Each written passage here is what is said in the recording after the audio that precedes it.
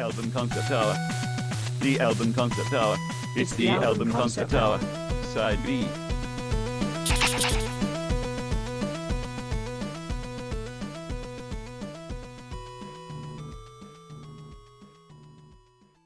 Go, Brad. Welcome everybody to the album concept hour side B live stream that we do every other week. We are here once again to try and complete the project that Sufjan Stevens started but abandoned, and since then several other people have gotten, well, I mean, Joey Clift obviously finished it, and then there's another guy we were going to have on the podcast very soon to work on his New Hampshire album that's attempting a similar process. But I am your host, Brad LeBaron, as I always am. I am here with my co-hosts, Nate and Reese. And Reese, back in Denver, back at home. How you feeling? Oh, good to be back home. It's been a while. Yeah. You loving them hills, the mile high lifestyle over there? Always. Yeah. You have your hills of Colorado. Tonight we're talking about the hills of Indiana. We're kind of getting back to basics a little bit on this episode. Earlier in the season, we did a lot of these, full album episodes. But lately we've been doing a lot of playlist episodes. But this one was a pretty good one, and so we're gonna go back to that for this one. So today we have a very special guest. We are talking to the host of Finding Favorites and Candy Talk Chicago, and real Hoosier herself. This is Leah Jones. How's it going, Leah? Welcome to the podcast. Thank you so much. I'm excited to be here tonight. I'm not just a Hoosier by birth. I'm the 6th generation of my family born in my hometown in Indiana. Oh, wow. Okay, so you're like generations upon generations of Hoosiers. Yeah. Do you go back to the beginning of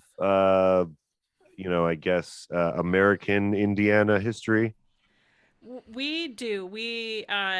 My grandparents were super into genealogy. There's a part of our family super into the genealogy that happens on paper, and then the other half is super into the genealogy that happens with 23andMe. These are two different stories, right? That's a very good point. Yes. So I can officially, if I wanted to do the paperwork, do for sure Daughters of the American Revolution and possibly the Mayflower Society, but I don't know. Definitely Daughters of DAR. Yeah, I was gonna say, I actually qualify for both of those things as well. Yeah. My family both sides go way back to the beginning of white people coming to America, so they almost certainly have done some terrible things at some point. But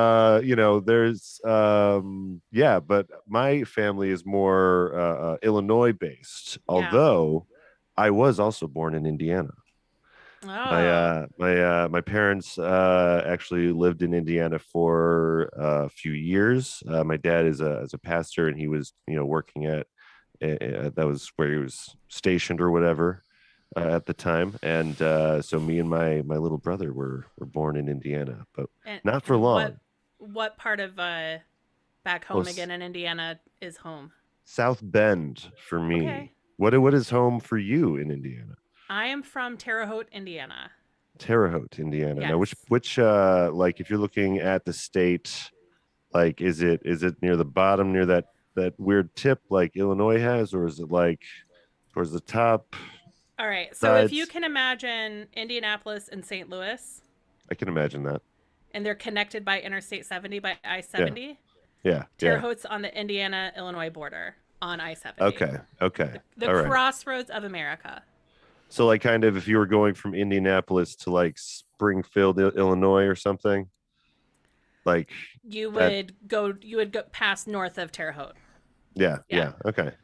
Yeah. So you probably know a lot more about Indiana and its culture and background than I do, because I was born there, but every time I've been through there or back there since, I've been in like a car accident or some storms have happened. So I Oh don't think no. Indiana wants me around. So I tend to avoid it. But I used to travel like past Indiana a lot when I was in a band long time ago. But yeah. So I don't know a whole lot about Indiana All right. as of now, So maybe you can catch me up today on the goings on of the Hoosiers. Yeah. Now I Um, was part of my generation of cousins. We all left, so we were the sixth yeah. and final generation born I there. see. Yeah, Um, yeah. so my Because you're my in twin Chicago sister and now, I, right? I'm in Chicago. Yeah, Yeah. we took we picked up and we went to Illinois, Yeah. far That's from home. as people do, the big city, you know. Yes. Just right around the lake, Yeah, Yeah. yeah. Yeah, we have a really close connection to Chicago. Everyone does in the Midwest. And yeah, it is like the lifeblood of this kind of section of the country. My Besides most farmland, vivid of memory of course. Indiana is driving through there on a bus to the National Equality March and going through past Gary, Indiana, and at night Yeah. it kind of reminded me of like Mordor, like they were just like That smokestacks is rising into Yeah. into the night. sensible comparison. You Yeah. know, speaking of Indiana cities that remind you of movies, if you go to Indianapolis, it very much has a Gotham vibe. Like, especially like at one point when I went there to see a friend that lived there, there was like the steam coming out of the grates in Mhm. the downtown city. I was like, what? That actually happens? It That's does so actually cool. happen. And Indiana's humid enough that it happens Hmm. like dramatically. Yeah. And if you get like a big, going to school downstate, our campus Yeah. had a lot of steam. You get like a college campus in the Midwest, you get that steam Hmm. coming up through the grates and how they heat the sidewalks or whatever and the water. And Yeah. absolutely, Indianapolis, secret home of Batman. Yeah. I think that I always think of like a mixture of like Chicago and Indianapolis, just different, the grittier parts of each maybe Mm-hmm. combined, but it's always felt Midwest though. Gotham has definitely always felt Midwest, big city to me. But yeah, I met you actually through a Discord server. Yep. I put out a call out to find out if anyone was interested in being part of this project that we're doing, and on Paul Shear's Discord, and you responded right away. And yeah, we set up a date and to put it together. You listen to Earwolf shows, which I absolutely freaking love. Yep. You're a big Doughboys fan. I found out listening to a couple of your episodes, and I gotta say, as a fan of Hollywood Handbook, I gotta ask, like, why are those Doughboys guys so corny? Do you know what's up with that? Why? I are they super corny when they come on Hollywood Handbook? Is that how you would describe them? More that one of the hosts of Hollywood Handbook accuses them of being corny constantly, Okay. but They do they have a love friendly puns. rivalry going on. Okay. Because Well, Hollywood Handbook pretty is one-sided rivalry, but a Patreon, right? Isn't it Patreon only, or do they have a it public feed? is. It is now. Okay. Everyone's The Earwolf Patreon Exodus. now. Yeah. The mass Earwolf Exodus. If you are an Earwolf fan, I'm sorry to tell you, the wolf dead. Yeah. The wolf's The wolf super is dead. gone. The wolf is fucking gone. Yeah. When even the founder leaves to start their own Patreon, it's not good. Yeah, that right there is a real bad sign. So anyway, if you're anyone out there that's an Earwolf fan is definitely grieving right now for their wallets and former network, because a lot of good podcasts from that. So Yeah. yeah. I think it's a real shame. I could. I am looking forward to the oral history of podcast networks or the oral history of Earwolf. Like, Yeah. somebody write that, inject it directly into my veins, because I want to know, like, when those NDAs expire, I want the stories, because of Well, like the Doughboys were on a network that there was embezzlement, and then they moved to Headgum, and Headgum is the guys that used to do the prank wars on College Humor. Like, I want all of it. You know, I think that Sprague the Whisperer should have a podcast where that's exclusively what he does. Yeah. Like I'll go that's, on and just ask questions because I'm yeah, nosy. yeah. I think that is coming with someone that like can put it together, right? Because like we need it for sure. Right. But yeah, not to get too in the weeds with Earwolf. I just wanted to mention though, because it's just such a It's our passion of common mine, language. and it's so sad what's been happening lately. Yeah. Um, Can I yeah. ask, how do the three of you know each other? What's the story? Oh, boy. interesting. No one's ever What is- turned this around on us. What's the story that you are willing to share publicly about how the three of you know each other? I mean, generally like mutual friends. We've all lived together at one point or another. It We've goes back known to each other college. since but high I've known, school. yeah. I remember Yeah. I was gonna say in high school hanging Yeah. out with Brad at a mutual friend's house, and same. we all have a mutual enjoyment of music, and part of that I Yeah. think inspired Brad to start the album concept hour side A, and then he asked us to join. And Reese and Yeah. I both did a radio show on WSUM, which is the student radio at UW Madison, and it was Yeah. called The Witching Hour, and that was fun. So, but it was mostly Yeah. metal, and it was just one genre. So this is And I different. remember Nathan handing me a burned Megadeth CD sometime in high school. I don't know if that was freshman year or not, but it was pretty early on. So that was just before I met Brad at some he random. was get he was together. spreading the good word of Megadeth. Yeah. No, it was like late high school and early college years that we met, because we're from towns that are right next to each other. I'm from Beloit. They're both from Janesville. Well, you're from Janesville, right, Reese? Do you have, or were you Janesville. ever in Beloit? No. Yeah, that's right. It was our other friend that was also from Beloit.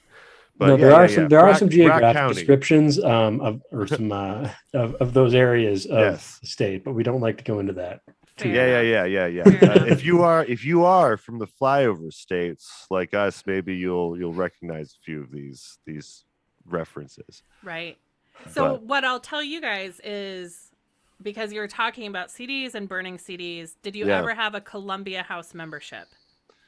Ooh, No. My parents no. did, I think, though. Yeah. I only Okay. ever heard about it on the Weird Al song Albuquerque. He makes a reference to it. I remember the catalogs. They're like, "Oh, here's your catalog for Sony BMG. Mhm. Order all these Yeah. $10 for 5 CDs. We just really Yes. want to sell this music." Yeah, I So if- remember all that stuff, but If you had joined that CD club, the Columbia House Club, all those CDs were made in my hometown, and the Columbia House call center was a common first job out of high school Nice. in my hometown. you say Cole Center? Call Call Center. Sorry. the Call Colt Center. Center. The No, Colt we have a- Center was we have a a popular Colt- job. Okay. We have a Cole Center. So I like my ears perked up. I was like, Cole Center. But yeah, call center for yeah. Sorry, Yeah. ears. But yeah, that's interesting. So you guys, did that industry kind of recently, I guess, diminish? I mean, kind of, Yeah. CDs are kind of on the outs. So yeah. I don't think Has there's that been much hard of over a there? CD. I don't think the CD industry in Terre Haute is not going particularly strong these days. Yeah, did they transition to records or anything, or I don't know. Probably what they should I do. hope they were smart enough to do Yeah, something, yeah. but records made from hemp, maybe, I don't know. Mm. Capitalize on all the new stuff. yes. I don't know if you can. I haven't looked this up at all, guys. But you guys want to get into one of the first tracks of the album we're covering tonight? Yeah. Yeah. And see if I don't know, he does have a song about Indiana, so we'll see if he talks about Indiana at all. The lyrics are kind of hard to find for this album, so we're gonna try our best with understanding what's going on in the tracks, but he's pretty clear. He's pretty clear in the when he's singing. He's not screaming or using distortion or anything. So Unfortunate. yeah, I'm sorry, Reese, but not everyone can be Panopticon, You know with what? They can try. they can try. But yeah, so this is going to be the first track of The Hills of Indiana by a guy by the name of Lonnie Mack. And I'll tell you a little more about Lonnie Mack after we hear this a clip called Asphalt Outlaw Hero. His mind is a road map. He stays right on the line. He's an 18-wheeling mother, and he's always right on time. He's an asphalt outlaw hero with his foot right on the gas. His head is full of diesel smoke. Ain't nothing he can't pass. He's a truck driving man. Yeah, nice. Yeah, he's a truck driving man. Yeah. That's what I was saying. That is some country blues rock kind of fusion thing there. Yeah. So to give a little background of Lonnie Mack, country, blues, and rock are definitely the like three genres that you can, attribute his style to. And he existed in a time when the British invasion was occurring, and he had like a somewhat successful career up to that point. And then once the British invasion happened, that type of country blues rock fusion stopped being the mainstream, and also he kind of lost became disillusioned with the Hollywood lifestyle and all that. So this is the point where he has kind of put all that behind him and gone to like relax at his like home state. So this is after pretty long career already. This is a song that makes me feel like I wonder if he ever got to jam with Janis Joplin. Because doesn't this Ooh, song feel like if yeah. there was like Janis over the top of it would be amazing. Yeah, it's that really powerful like thing that was happening then, that was just, I don't know, just bombastic and really big guitar solos, but not obnoxiously so. Yeah, that would be really, really cool. If I don't know, I feel like they probably had to have crossed paths, because this is 70 what year is this? 71, I believe. 71. So I mean, I don't know, she was, yeah, they have to know each other. This reminded me of ZZ Top too, because we did a ZZ Top album previously, and that was that kind of blues rock. Although this guy started significantly earlier than they did. They formed in 69. He started playing in 63. Yeah, this guy was actually really inspirational to a lot of guitarists of like the 70s, in particular Stevie Ray Vaughan. But apparently all of the kind of blues adjacent guitarists of the time would like all know Lonnie Mack songs. Like they would all, trade off trying to like play the Lonnie Mack songs the way that he played them on guitar, which is, kind of where Stevie Ray Vaughan's sound came from. So here's the thing. I didn't read this obituary before we talked. And what I said about Janis Joplin will be the only insightful comment I have all night. Thank you. Good night. But Lonnie Mack also collaborated recording with Janis Joplin in a duet of George Jones's Things Have Gone to Pieces that featured Jerry Garcia on lap steel and Jimi Hendrix on guitar. How have I never heard this track? Right? How is it possible that this isn't just a household known thing? That Jerry Garcia, Jimi Hendrix, Janis Joplin, and Lonnie Mack all in a song together? Yeah. That's something else. Yeah. Mm-hmm. We might have to do just a whole episode on that song. Right. Holy crap. And this is why we look everything up as we go on this, because then we get to be genuinely surprised by what we find out. Yeah. We find no research.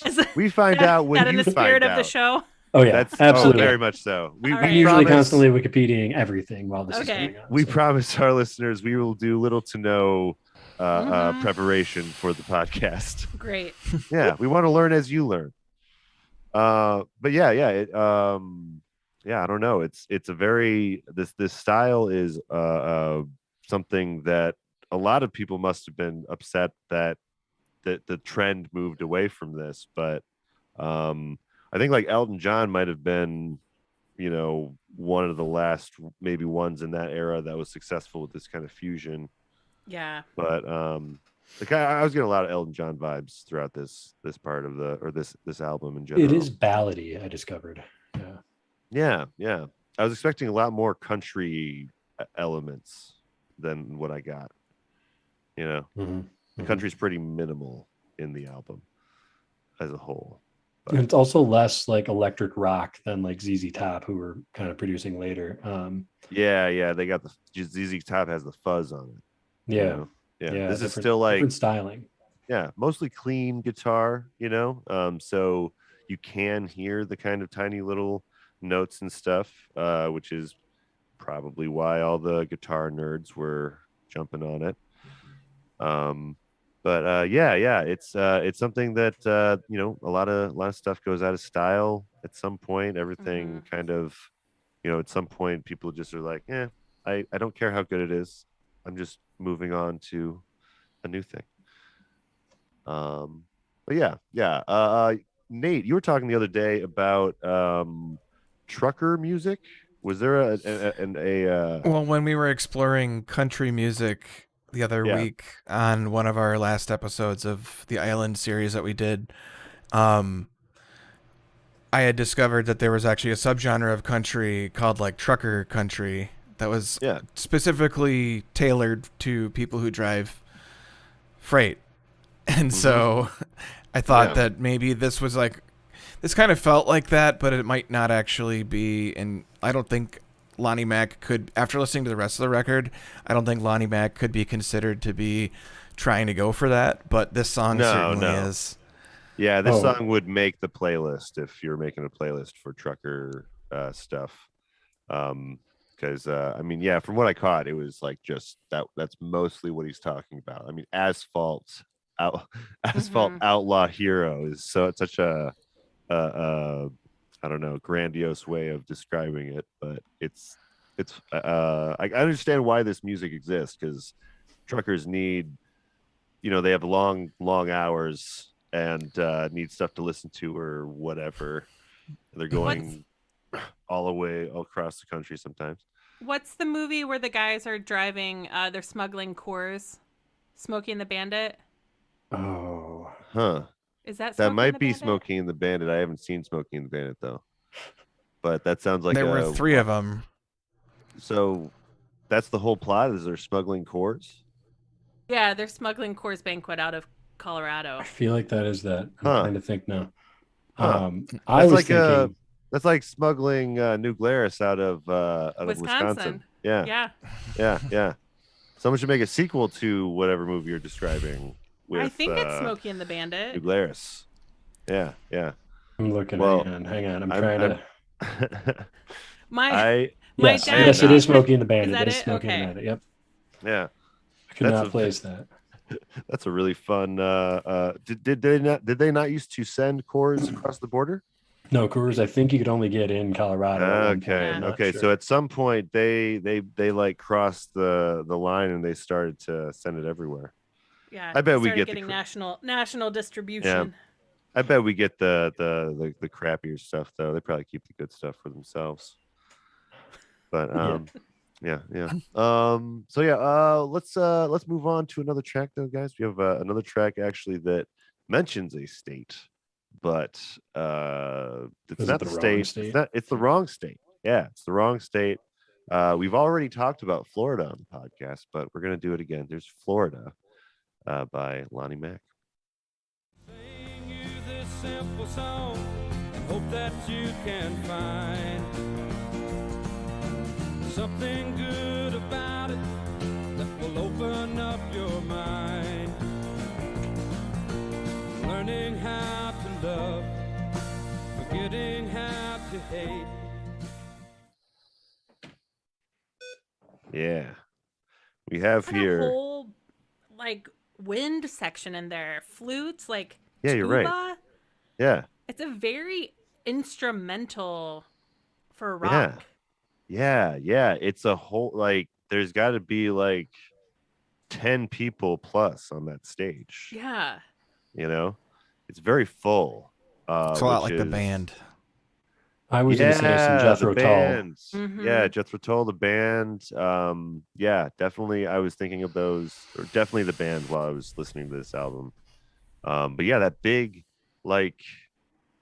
concert feel that they were just so amazing at. That's the. I mean, that's what. I don't know. That's the part of that time period that I'm probably the most nostalgic over is the just. I don't know, the love of playing the instruments, and I don't know.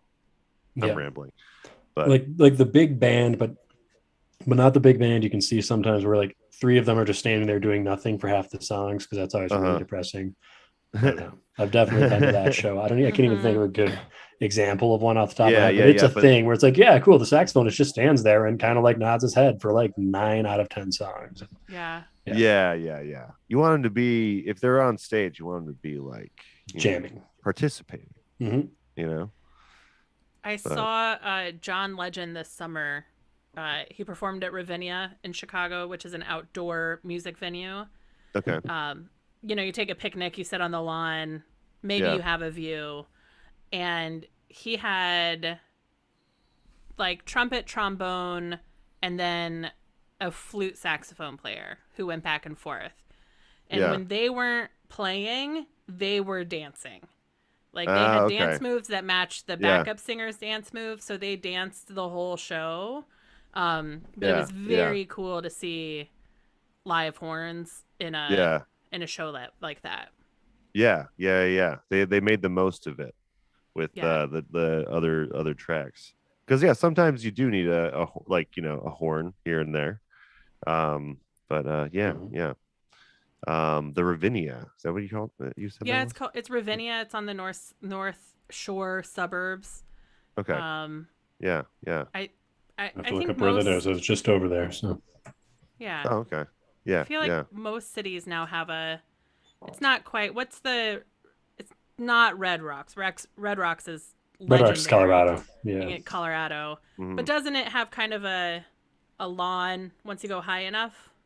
It's that one's right now. It's mostly stone bleachers all the way up there. Oh, okay. But it's huge. But it's a blast. It's a total blast out there. It is also like, I've heard good things about Ravinia. I was going to say Red Rocks has amazing sound quality for an outdoor venue, which I always really appreciate because it's like a natural amphitheater too. I've heard people talk about Red Rocks and that. Just the audible experience. It's pretty amazing. This track I want to put a little magnifying glass on because it is one of the like rare explicitly anti-racist like country-esque songs, you know what I mean? It's all about like him, the main person talking to another person about racism and how like he's put behind some of his horrible ideas and perspectives, and he hopes that his friend can as well. Really just thoughtful raw kind of exchange about the subject, and I wasn't expecting it. Second track, I guess I never expect it so bluntly in older music in general, but it's nice to see. But I almost sampled Ozzy Osbourne Crazy Train because he's got that little part where he's like, learn how to love and forget how to hate. And there was that part where he said that, and I was like, oh, that's kind of like, I wonder if Ozzy was like copying notes. Well, I'm sure. No, I bet he was a fan. No, I mean, like, seriously, Yeah. like they loved like blues and stuff. So Mhm. I'm sure they were like in those crowds when they were like younger and stuff, you know. Mhm. And then they're like, "We're gonna take this, and then we're gonna scream over it." Yeah. Like, yeah. Oh yeah, I should also mention these some of these songs are actually written by actually I think most of them are written by other people. Much in the, folk Old kind school of music. style. Well, yeah, old school kind of style of music where you're it's more about covers than about your own singles. He's doing it that way. And the first two tracks and the last two tracks are by a guy named Don Nix, who is from Memphis, Tennessee, and one of I'll just say Wiki says that he is one of the more obscure figures in Southern soul and rock, and that's, I think, something, considering we're talking about Lonnie Mack, who is also himself kind of an obscure name in rock. So An yeah, obscure name, but did you see what pops up if you look up the Hills of Indiana on Wikipedia, and it's like next album, he was one of the banjos in Dueling Banjos in Deliverance. Oh, is that why Dueling Banjos kept coming up? Yeah. Okay. I wasn't clicking those ones because I was like, oh, that has nothing to do with what I'm looking up. Too scary. Don't need to okay. hear it, but it's, Very cool. It's spooky season. Yeah. That's really great to have been a part of. I don't think there's, other than like Kermit singing Rainbow Connection, is there a more iconic banjo song? I don't think so. I don't think there is. No, I think you're right. Wow. Okay. Now I'm taking Lonnie Mack a little more seriously. Yeah. Was he he will in barbecue you? Was he in the movie, or was it just he played in the recording? I haven't actually seen anything but that one scene, I think, on YouTube. But too scary. Too scary. Rusty York and Lonnie Mack played the Dueling Banjos theme from Deliverance. Wow. Okay. So yeah, I mean, he knows some like important people in the field. He's like, because one of the songs here is written by Carole King, who is also another kind of in the background musician of the time that had a few big moments, but was mostly like a studio musician for a time. But I mean, Carole King wrote, if you saw the musical Beautiful, which is the Carole King story, there's one other writer that they flip back and forth from, but I went to see it. It's a jukebox musical. I'm not into jukebox musicals, but I spent the whole night going, she wrote that? She wrote that too? She was a prolific writer. She was amazing. If you want to really experience the full breadth of that, definitely listen to Tapestry by Carole King. We actually got a chance to talk about Tapestry with Engineer Jordan from Earwolf. Oh wow. Yeah. She picked that off of our list, and we got a chance to break that down with her. It was a really, really fun time. But yeah, really, really amazing talent. And it seems like he seems to know a lot of these big talented individuals. So he was just running with some. Is he very the Forrest cool Gump of the 70s music scene? Maybe. He was everywhere. He met everyone. Yeah. And he didn't die tragically at the age of 27. Yeah, that's true. And is he? No, he's passed away now, in right? 2016. Yeah. I feel like we found a lot of these artists that had recently, like maybe their own cult following, produced really good albums, but like nowadays their name just doesn't come up. But that also doesn't mean that, like, I don't know. I feel like you could ask like 10 people's parents and 3 out of 10 saw him in concert. Like, oh yeah, I saw that guy. Like he's probably one of those where like, yeah, he opened for everyone. Oh my God, he was really good. But then he like, stepped away from the stage, kind of, so to speak. And it was just before like I don't know, the music industry of the 70s kind of formulated like it would, kind of, I guess, post Boston, if you will. So yeah, it must have been a little harder to get everyone on the same page with that stuff. But man, can't imagine having been able to actually see some of this like happen, you know. But yeah, I just want to get on to another track. We have 4 more tracks for you before we're taking a break. This track is called "Lay It Down," originally written by Gene Thomas, and let's just give it a listen. Lay it down, brother. It's so hard to lay it down. Lay it down, brother. Lay it down, brother. It's so hard to lay it down. Lay it down. I tried to capture that those gospel moments where there's like choir. There's a couple of those in this album. Like not only is it country rock and blues, it gets into gospel sometimes. Yeah. So it's all over the board. It's Lonnie Mack. You can see why people were obsessed with him. I'm thinking this reminds me a bit of Willie Nelson in a way. That particular track. This track. Yeah. And definitely.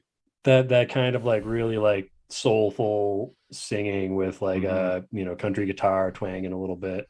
Yeah, that's absolutely his thing. Like he's especially given the like, I don't know, you've been explaining the like some of the like impetus behind his songwriting on this. I'm like, that also sounds pretty Willie Nelson. I don't know.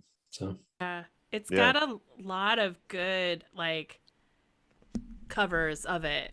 Kenny Rogers, Waylon Jennings, the Everly Brothers, Tina Turner. It was released like 10 different times. 3 times, 3 different artists released it in 1971. Oh wow! So this song already had like a kind of following of its own before Lonnie Mack. Well, Lonnie was first. Lonnie was the first big one, and then Kenny Rogers went next. Wow, really shortly after that. Yeah. He was like, dope song, I'm gonna play it. Okay, so in 1987, there was an album, don't know this one, called Rattlesnake Annie that had Willie Nelson and Lonnie Mack on the same album. And I'm writing that down. Yeah. I'm trying to see if they actually had a. What was that? Looks like Lonnie Mack significantly contributed to the album. I'm trying to find where. Interesting. There's not a whole track that's attributed to Willie Nelson, but I'm looking for it. Yeah. He's listed as a contributor. We definitely need to add that to our list of country collaboration albums. We have like a few of them now for side. There's a growing list. Yeah, there's a lot of great, like, because like I don't know, they collaborate at that time. They kind of collaborate more like rappers kind of do these days, or a lot of time where it's like they're both like it's literally like a equal parts collaboration. It's not like we're a band now. It's like we're coming together for this one thing, then we're gonna separate and maybe never talk to each other again. Who knows? It works. It really, when that's done right, it really works. Not to force the analogy, but we were talking about Earwolf earlier. Yes. And it is R.I.P. I feel like we see it in comedy in a way. Like if you could look at the podcast ecosystem in LA and the way that people come and go from different podcasts and collaborate with each other in comedy, I think is the way you see that sort of collaboration in country, folk, hip hop music. But like mainstream rock and pop music is so focused on the singer-songwriter that you're doing your own music and that guitar, bass, drums, vocal. Yeah. Like it's just so focused on that there's less of that interplay that really makes an artist community more thriving. Yeah. Yeah, it's a weird like competitive ecosystem for the pop oriented, and I don't know. I mean, for some people, competition is good for their music enjoying experience, but not for me in particularly. I don't, I mean, I like a good battle of the bands, but like for the most part, I'm like past trying to say which band's better than what, and like all those kinds of arguments. Just let people like what they like. Yeah. Yeah. But yeah, Lay It Down though, really, really fantastic track. Really stands on its own, shows his like soft side after, I think before he had a lot of really intense guitar stuff that was a lot faster. So yeah, this might have been a really cool thing for people to hear. But we're gonna move along to the next track because we got a couple more left for this half of the podcast, and this is Uncle Pen. No. Or wait, you mean Should be the Hills of Indiana. Yeah, you're right. Sorry. Yeah, we'll do the Hills of Indiana first. You're correct. That's the taste of Uncle Yeah, Pen. looking at the song list right here. Sneak peek. This is one that he wrote fully as well, I believe. Yeah. He's the only credit on it. 'Cause in my mind, it's country life for me.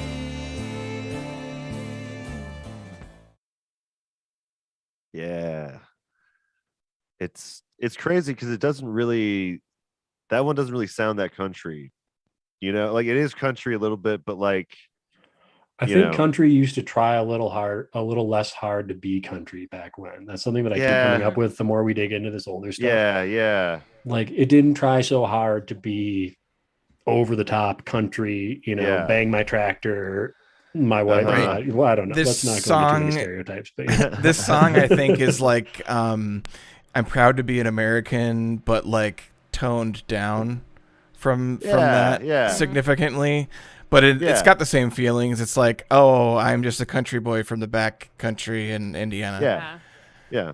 Just sharing his experience as especially he found himself a lot to be he felt to be like between worlds because he was, he could have had the LA lifestyle and the, all the fame and stuff, but he says that he chose to go against that and back into the country type of life, but he never quite fit there either. So he did kind of experience I don't know, just not quite fitting in general. But yeah, I mean, you feel in his you feel like the jam, like you feel. Because I read some of how he learned guitar and his mom taught him some chords and then someone else taught him how to pick and then someone else taught him this. But when you listen to his music, you hear everybody just kind of rolling up on a Saturday night with their instruments on a porch or in a barn. Like you really feel community music without a plan. And you're just immersed in it almost immediately. Yeah. Like you're right there in the barn with him and his fiddle player. His playing is really good, but it's also incredibly it's simple. There's not a ton of production going on in this album, even and this is a later one for him as well. I'm like 71 would have been into a potentially high production. Like it sounds kind of like maybe a Elton John type of tune, but like not nearly as polished. Because Elton John's were always a little, more polished than this. But it has all the same feelings as those kinds of songs. And what do you guys think? Do you think this song is representative of the Sufjanity of the 50 States Project? Let's go with I mean, I would say that we might want to explain it for Leah. I mean, we might need to explain it for ourselves, but the Sufjanity is more of a feeling, you know what I mean? I think it qualifies. He talks a little bit about the area and corn. He mentions corn, a local local product. Corn. Hey, I think that checks one box of both Indiana and like Illinois too, and Wisconsin and Nebraska, and it's a very central that's true. U.S. heartland. Pretty much, yeah. Flyover states, we're the corn. We're the people of the corn. Not the children. We're not the children of the corn. No. We're also not the hills have eyes of Indiana, just the hills of Indiana. No. We do not take responsibilities of the hills have eyes at all. That is Hollywood hogwash. But yeah, I think though personally, I think this definitely checks off the Sufjan box for me. Even if like the album as a whole isn't like too Sufjan-esque. So yeah, I think sound wise, it doesn't. I mean, not as indie as anything Sufjan produced, but like this is also like, you know, this is early country, which has like an influence on that singer-songwriter style, like solo work that Sufjan did so heavily. Like, like you could have probably written this whole thing with one guy and a guitar, and it would have been roughly the same album. And there's not a whole lot else in here. Like there's like sometimes a full band as we've discussed, but sometimes there's not. Sometimes there's a guy and a guitar and somebody doing like a drum beat or somebody doing, you know, some sad fiddle in the background. Like, yeah. No, he's definitely more than capable on his own. I could definitely see Sufjan Stevens doing his own version of "Lay It Down" though. So far, definitely, I could see that. This is that's a very accessible song, kind of like "The Weight" by the band. That's what I was thinking about with that track. But yeah, we have another track that I told you about just a few minutes ago. This is Uncle Pen, originally written by Bill Monroe.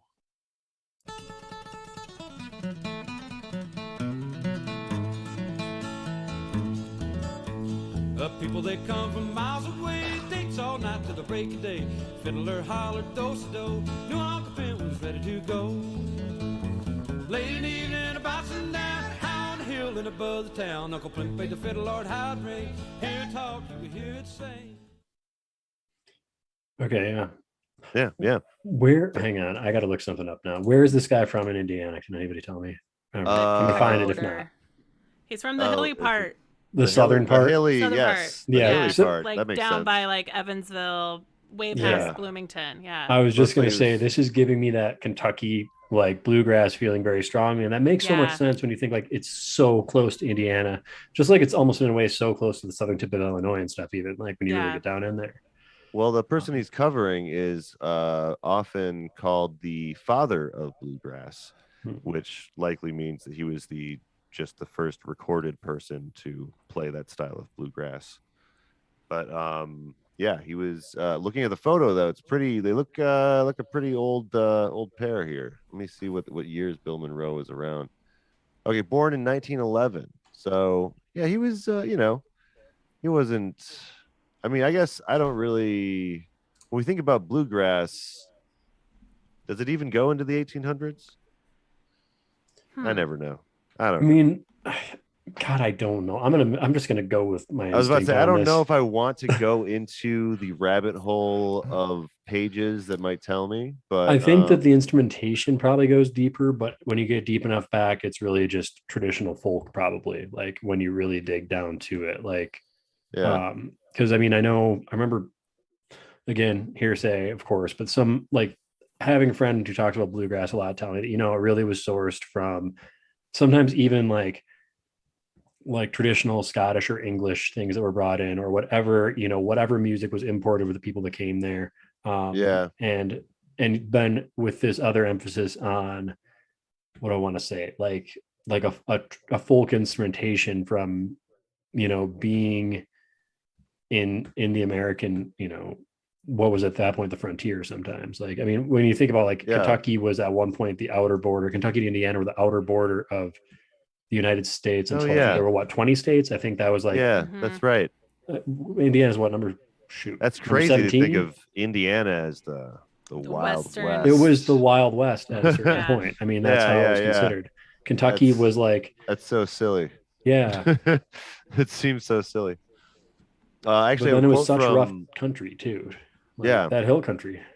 I was gonna say I have a quote from Monroe here on the bluegrass page that says he characterized the genre as Scottish bagpipes and old-time fiddling.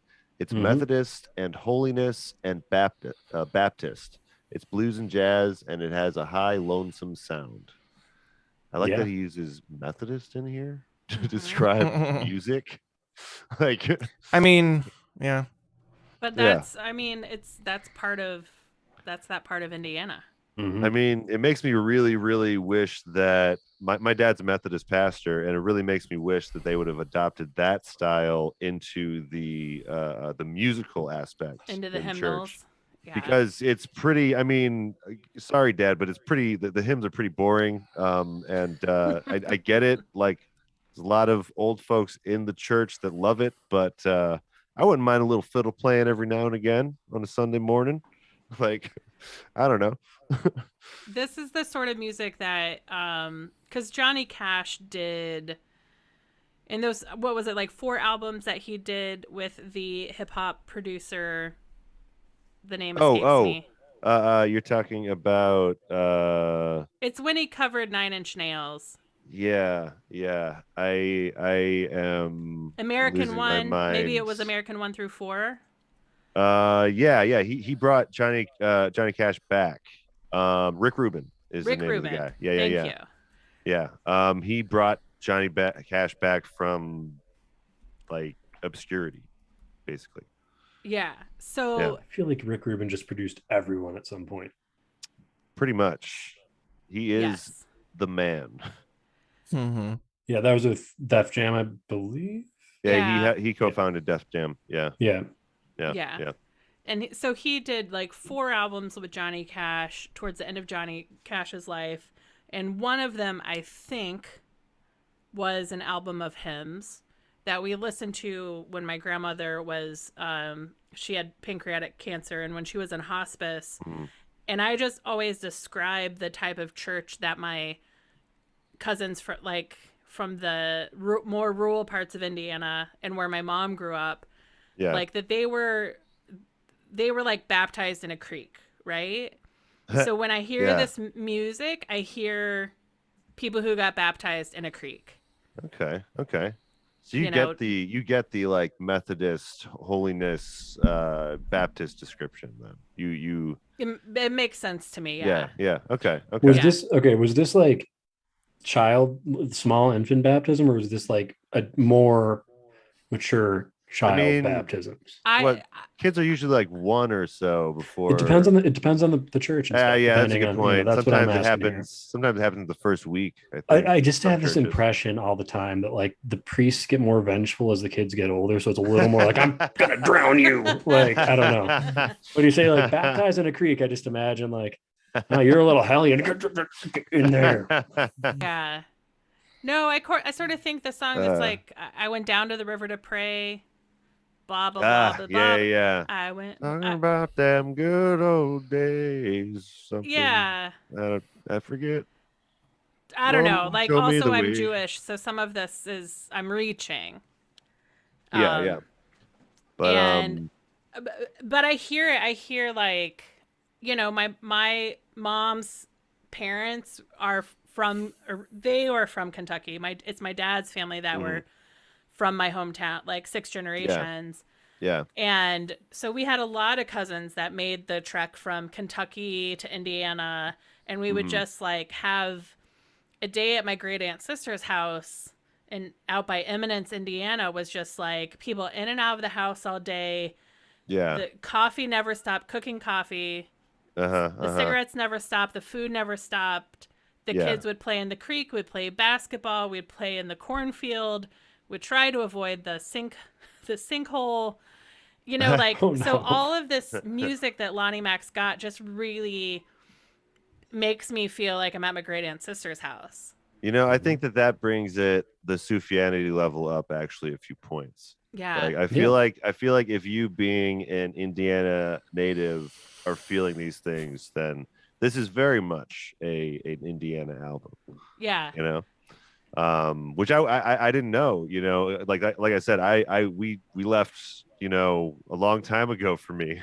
So you I left didn't a get long to. time ago, and you were in South Bend, which Yes. is like Which the region is different than like Southern Yeah. Indiana or Central Indiana. Yeah. Yeah. I never got to experience that aspect of it, being part like on the border of the South, I saw it every now and again, and when I'd be going to Southern Illinois or something, it would, I think it has probably a similar kind of feel, but yeah, I haven't spent a whole lot of time, but yeah, maybe in a different life, I stayed in Indiana and I became a bluegrass sensation. Anyway, we got one more track for you guys before we take a quick break. This track is on one of these tabs, or did I Bicycle Annie. Bicycle Annie. Yes. By someone. Lonnie Mac. The streets of Austin every night and day, pushing an old bicycle as she goes along her way. Bicycle Annie. I think I'm getting obsessed with Lonnie Mac. Yeah, he's good. He's pretty freaking good. Yeah, I'm surprised I haven't heard more about him, honestly. Yeah, like the fact that some of these tracks you can't find the lyrics for with a cursory search is like, I feel like some of these really deserve that. Yeah, and especially again given his like various collaborations over time, where like it's something too where we run into this as we go through these things, like depending on the genre of music we're listening to, no matter how old something is, it may or may not be incorporated into like the internet, depending on age of the fans, what genre it is. The funny blind spot, like some fairly heavily listened punk stuff never has lyrics, we've discovered, for example. Even like like some early punk, it was like we couldn't find lyrics because it's not out there because nobody uploaded it. And like same thing with a lot of this older country stuff, which is it's interesting. There's a ton of country fans. Like, get on it, guys. Come on. Yeah, because I mean, we were kind of told when we were young that like the internet was going to be this unlimited source of information. And we are finding out that's not actually true. Like there's a lot of stuff that falls through the cracks, and it's really about, it's kind of like cat pictures. It's kind of like a library situation. Like if you don't rent a certain book for like so many years, sometimes they get rid of that book. Right. So if like a page is up for like so much amount of time and no one's giving it traffic and someone stops paying for that domain, like that information just seeps through the cracks, guys. Yeah. I suppose there's a way back machine, but I've never actually used that. I just know about it. Well, but that only works if this stuff was ever on the internet, right? Yeah, exactly. Yeah. Like our grandparents probably all have achievements in their lifetime that were covered in newspapers, but not, and those newspapers weren't digitized, right? Yeah. And they're just gone. Well, there's an effort to do some of that now where they're scanning microfilm and newspaper into like slowly, arduously putting it in. Sometimes when you get a captcha that's newsprint looking, that's what it is. It's asking you to figure out what the smudged newsprint said. Yeah. That's machine learning's cool, and they found a way to commercialize it. Yep. Yeah. That's musically there was this huge project, and I want to say it was a Google project, where they were trying to make a huge online music library, and they basically got cut short by, I don't know if it was the RIA or what, but one of the major music orgs sued the hell out of them and said, you can't do this. Of course. So there's like, I think they'd uploaded, look it up. There was a ridiculous amount of music that was uploaded to be kind of put up either for fee or for like a minimal fee or for like open source. And it was totally blocked because of music industry profit stuff. But you could assume too, especially if it was Google, as I do believe it was, like they're going to run that through an auto reader and at least, lyricize all of this stuff, like write out the lyrics from it. And Yeah. Because they have the tech to do that. You know, it's not just that you can find the album and listen to the music. You'd probably be able to search the lyrics on some site they throw out there. Are you seeing what I'm talking about here? Well, yeah, no, you just actually, well, I guess you couldn't do that for punk music. Like that wouldn't work. God, no. But it would be real hard. Yeah, I don't know. Like could you train an algorithm to, I don't know. Programmers out there, get at me. I'm really curious actually about this. Like what genres are hard to mumble rap? Yeah. Probably a little, mumble rap's gonna be tough. Some of that lo-fi stuff is just they're not gonna find anything. Oh, some of the really old blues stuff too, like, you know. Yeah. I say there's a couple, even like Muddy Waters, like there's some stuff that you're just not gonna know what the hell's being said in that song when it goes when it's like so low and guttural. Like, yeah, maybe I hope that one day AIs are like, you know, listening to like an old crappy Muddy Waters recording, and it's like, you know what, I know it sounds rough, but like there's just something special about the warmness of the guitar in this tone. We'll be like, shut up, Google. Like you know, like I do hope that for AI that they get to appreciate music on that level. Yeah. So this song had me start Googling, and I know we've got an intermission coming up. Yes. Oh yeah. I was like, all right, did he ever perform with Lyle Lovett? Because that one had some strong Lyle vibes to me. Okay. And my Google Foo is finding nothing about them like actually performing together. Is Lyle Lovett like a later 70s maybe person? No, he's like a 90s, 80s, 90s. Oh, okay. 80s, 90s. Today. Okay. Which now makes him sound like contemporary adult radio station, but like, well, yeah, but yeah, I mean, in the 90s, Lyle Lovett was briefly married to Julia Roberts. Oh, I see. Yeah, that was okay. Where I remember him from. I'm starting to realize I am much older than you guys. think the age gap is starting to show itself. I mean, it's always in the references. You know what I mean? It's always That's where everyone's age is at. Yeah. He travels with, it's Lyle Lovett and his large band, and so he'll travel with like gospel singers. Nice, he travels with a very large band. And he is a tremendous performer, a great live show, like that driving country bluegrass. Yeah.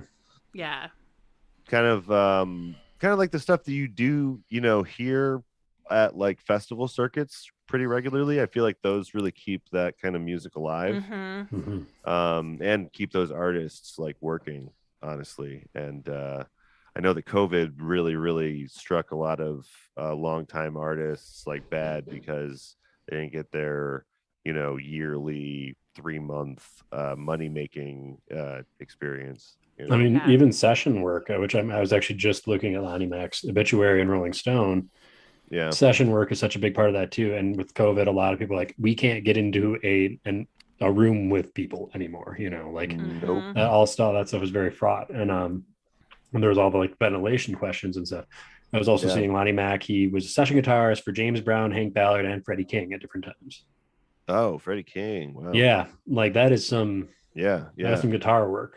Yeah, I mean he should be right up there with all of the greats or whatever for this period. But I don't know. Maybe he was just a little bit late for the like kind of getting the attention and praise as the other ones are.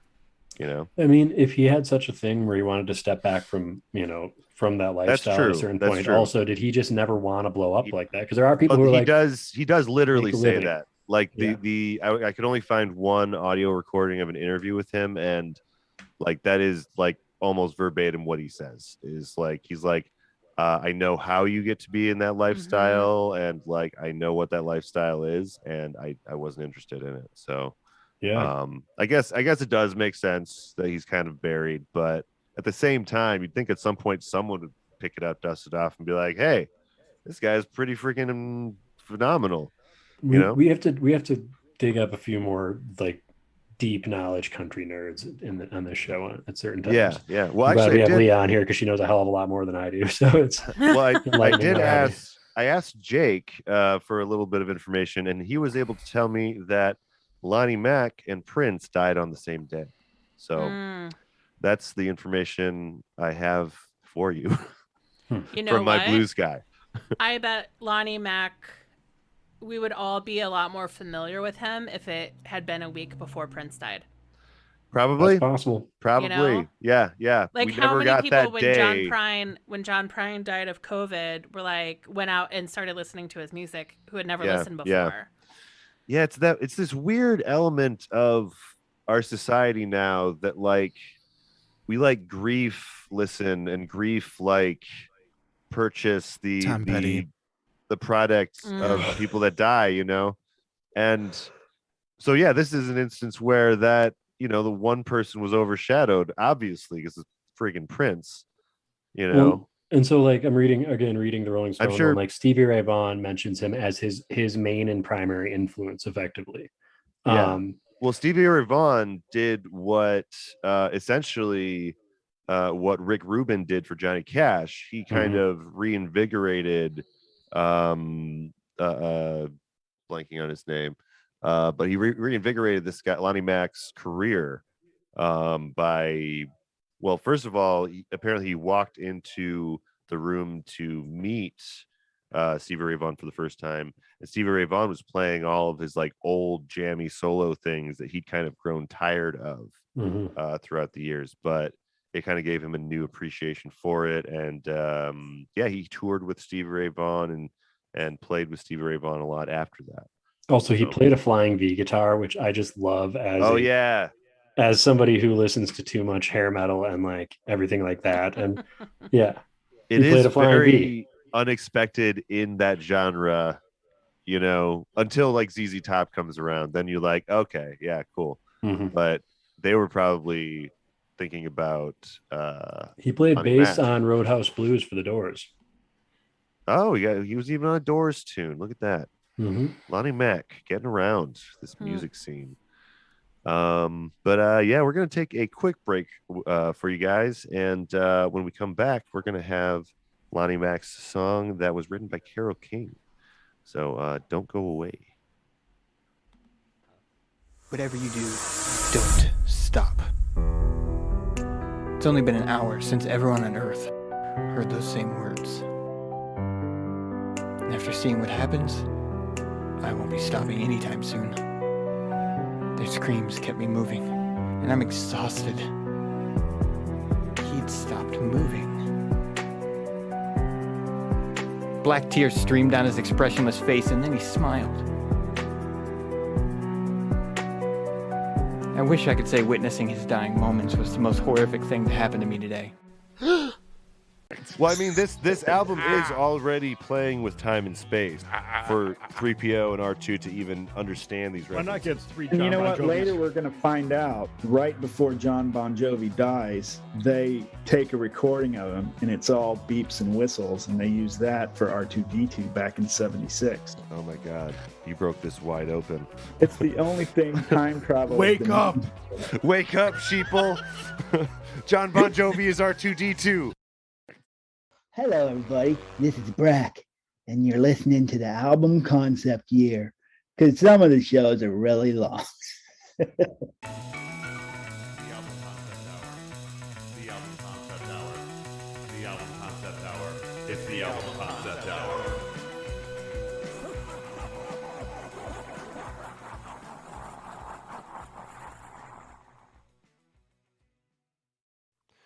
What's up, everybody? It's Brad, the host here. What you're about to see is our first time listening through to the Joey Cliff's Our 50 States project. We started with North and South Dakota, and he has all the rest of the 50 states all finished out, completing Sufjan Stevens' work. I just wanted to chime in and let you guys know that we actually have an interview with Joey Clift that we are going to be putting out sometime next week. We're going to put out the interview in its entirety.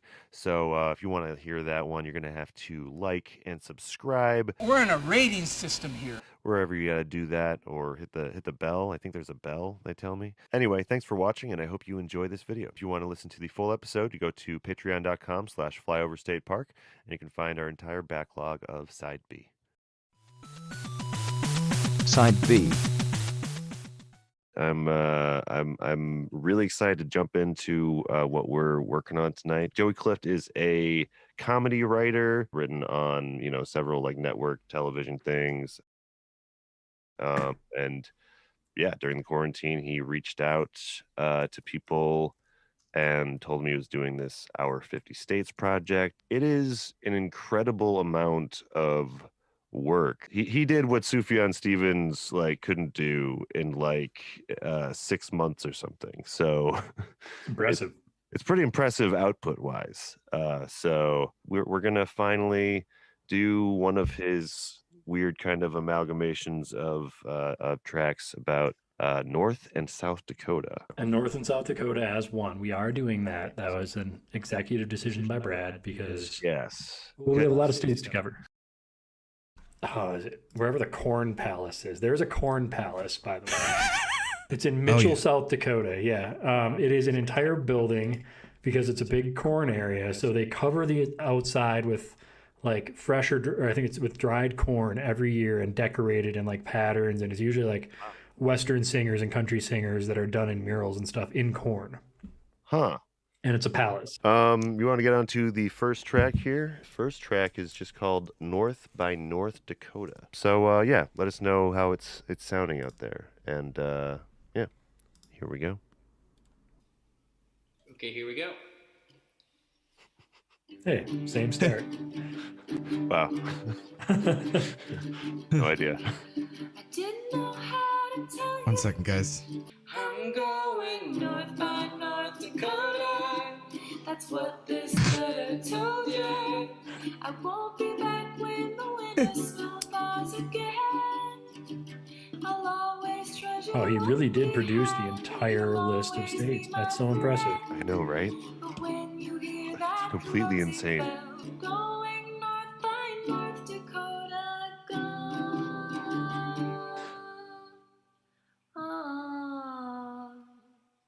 Huh. That was beautiful. That was a really good tune. 200 musicians joined forces for this. All right. I'm going to read everything I can now. South Dakota, why don't you love me? It's because also, just like me, he says he's not a huge Sufjan fan, so I'm with him. Okay. Yeah, so I mean, I see the whole style as a little tongue-in-cheek at the very least, but also it's probably a pretty easy style to like write a lot of stuff. Oh, I have to start at 6 a.m. tomorrow. God damn it. Okay, sorry. Oh no. Just got a work text. Oh no. I'm really bad That's at not starting good. work on time, so it's going to be super wonderful.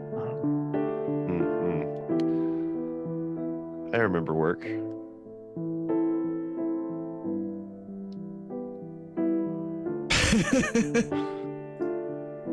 I love how there's like this sad piano playing and you're like, I remember work in the before times when the people could go outside and play. I mean, this is a hell of a pandemic project overall. Yeah, what do you guys think of that? How'd that hit you? How you feeling? Right. Well, because when you said one Dakota, I mean, I could think of it as like one people.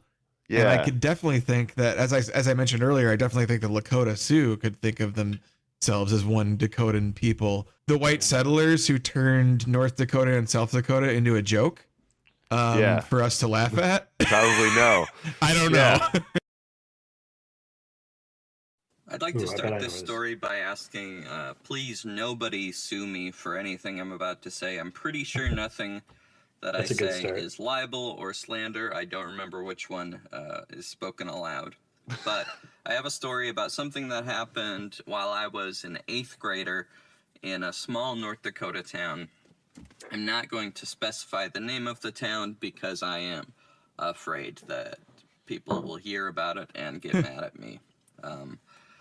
So the wrestling team became somewhat infamous nationally very briefly in February, about 10 years ago, in my small town because the team had stopped on the way to a tournament. They'd stopped on the side of the road in order to slaughter a raccoon. They saw it on the side of the road and thought, this is our chance to just murder the beast. and 4 or 5 students, as well as the coach, got off and just beat the shit out of this poor animal. And according to this news article, which I would love to cite, but again, I am afraid of a lawsuit, they put the animal under the bus in like a little storage compartment, and they thought it was dead. And then the next day, they opened it up and realized the raccoon was alive after all. Someone's parents found out about the whole thing while they were on the way to the tournament, and they were disqualified because they were told they had to come home. And you might think, okay, well, this was a big thing, you know, the coaches probably all got fired. No, they did not. The wrestling coach was unanimously allowed to keep his position for the rest of the year. I believe he didn't come back the following year, and he retained his position as an elementary school science teacher. And I guess my whole goal with this story is to say that my town was incredibly bizarre, and it's the sort of place where a room could be packed with support for a man who asked a bunch of children to get off a bus with him and slaughter a raccoon. And I think that's pretty beautiful. I also think that this man taught me in elementary school, and he told everyone that if I had drank milk, I wouldn't have had a broken leg. Which I don't think is true. But because he made that comment, I was a little... I've always had a little, you know, just a little about him. So if anyone thinks he's a bit silly based on this story, you know, that's fine by me. Oh my God. Wow. Holy shit. That was one of the most intense things I've heard on a podcast. Like, you're not. I do gotta say though, this did remind me of a story that's not my story; it's a friend's story, so I won't specify. But they were at their cousin's house, and I'll tell you the state. It was Indiana. So they apparently decided to go out and bury I forget what animal it was, but some kind of rodent up to their neck, and then run over them with lawnmowers. So I guess the moral of the story here is I guess some really fucked up stuff happens in the middle of nowhere. Yeah. That you only really hear from firsthand accounts. Thanks for watching. Next week, we will be interviewing Joey Clift, the architect of the Our 50 States project, and we are going to go over our top 15 from the, 500 and some odd songs that were in that project. We're in a rating system here. Hello, everybody. This is Brack, and you're listening to the album concept year, because some of the shows are really long.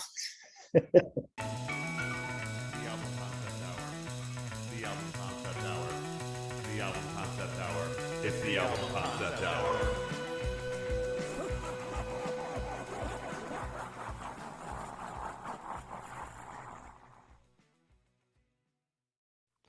What's up, everybody? It's Brad, the host here. What you're about to see is our first time listening through to the Joey Clift's Our 50 States project. We started with North Thumbs and up. South. Thumbs up, Brad.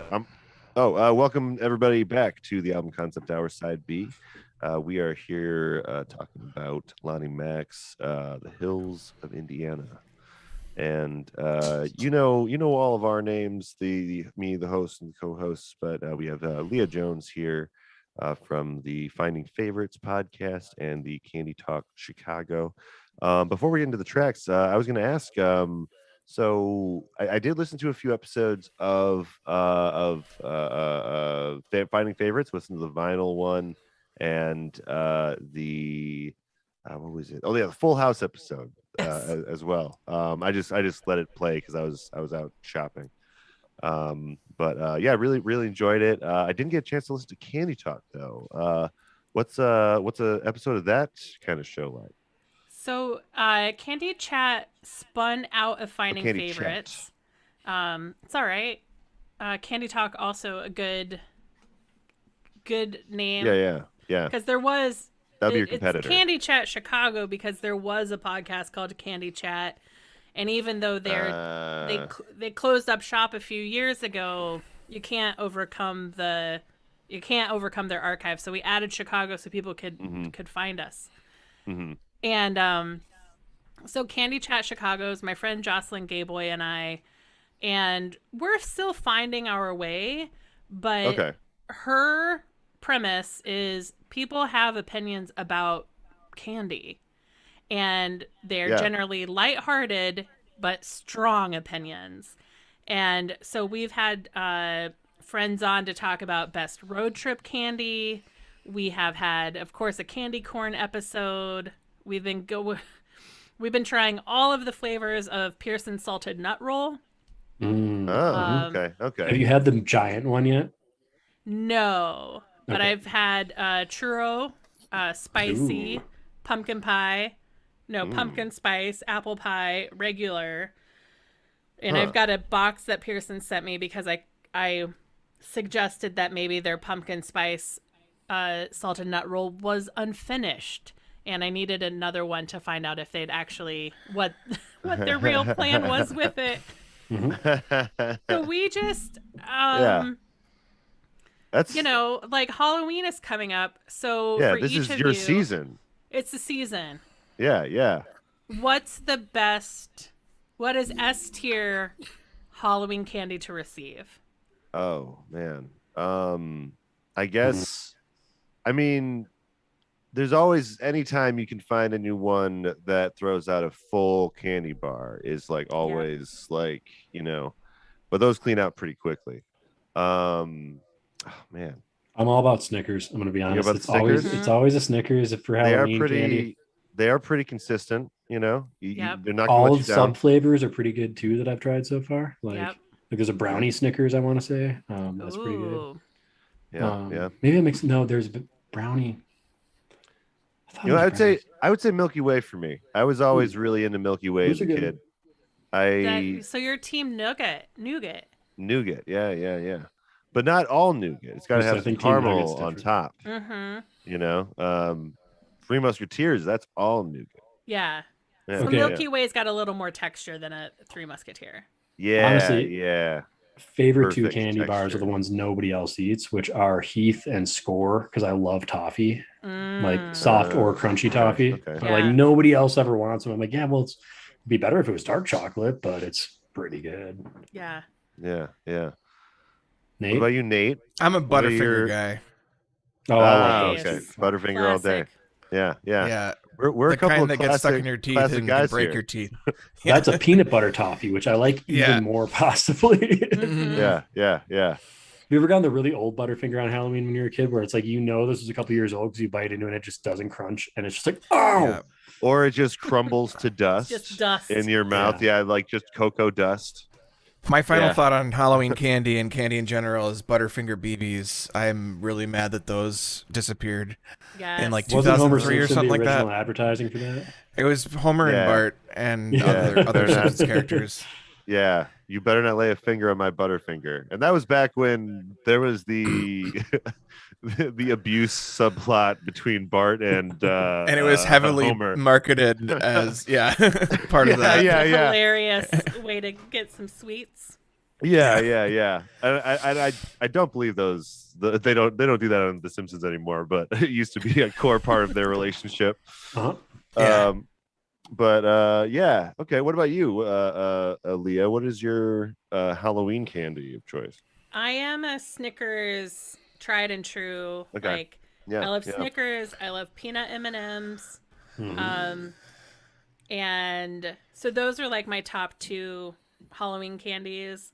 Yeah. If somebody puts out in the bowl of the mini Hershey's, I'm going straight for Crunch is Nestle, but like a Crunch or a Crackle if you're talking a mini chocolate bar.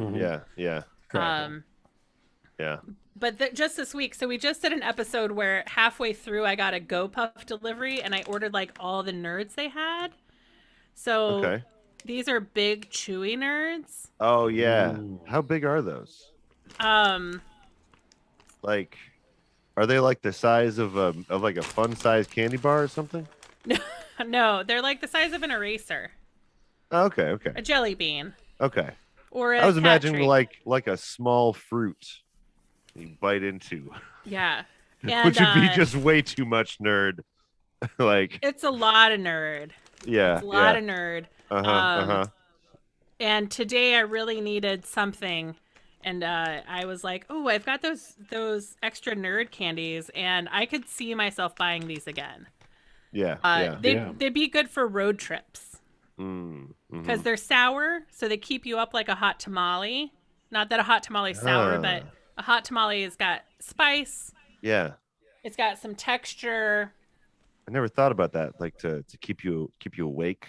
I used to really like Sour Punch straws. Those were a favorite.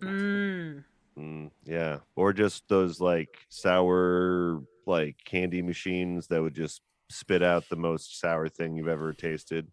Just unnamed. Yep. Yeah. So this has been a podcast within a podcast. Yeah. Thank you for coming to Candy Chat Chicago. Yeah. Okay. Yeah. So I think I understand the premise now. Yeah. I like it. We'll have you guys on because we love to talk to. We'll come up with a music related, candy lists, and we'll compare. I wonder if there's some music themed candy, like if there's like an artist that like has ever been on Three Musketeers bar or anything. We'll have to do some research. Yeah, I'm sure it's happened once. It's had to have happened once or twice. Like it's had to have happened. But anyone in the comments or in the future, let us know if you know of any of that fall under that. Do they call it like the Three Troubadours bar then or something instead of the Three Musketeers? They really should do that sometime. But we're gonna get back into the Lonnie Mack, the Hills of Indiana, and for the second half of the podcast, we have for you guys a little track that we like to call A Fine Way to Go, written by Carole King and performed by Lonnie Mack.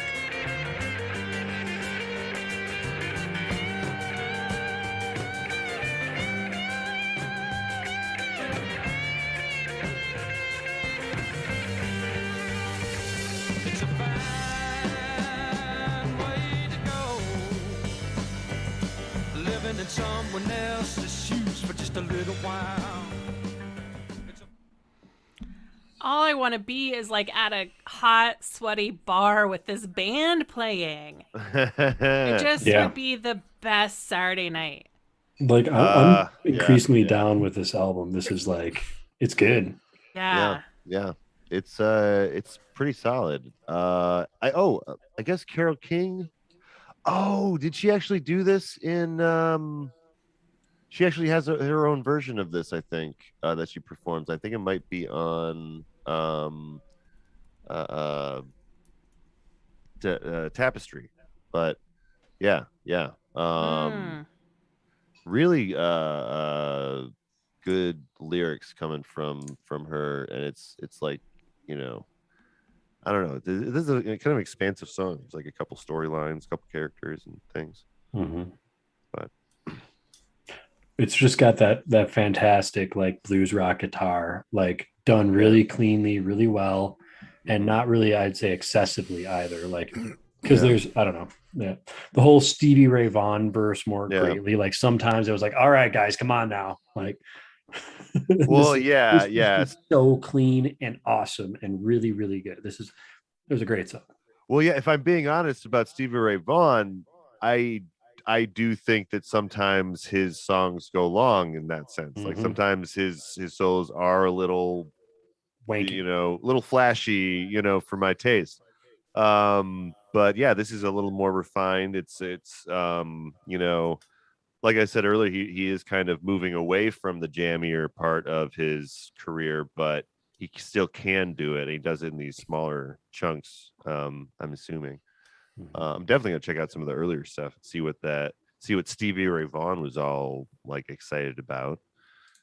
I I would like to say, just for the record, I know at this point you've seen 3 cats.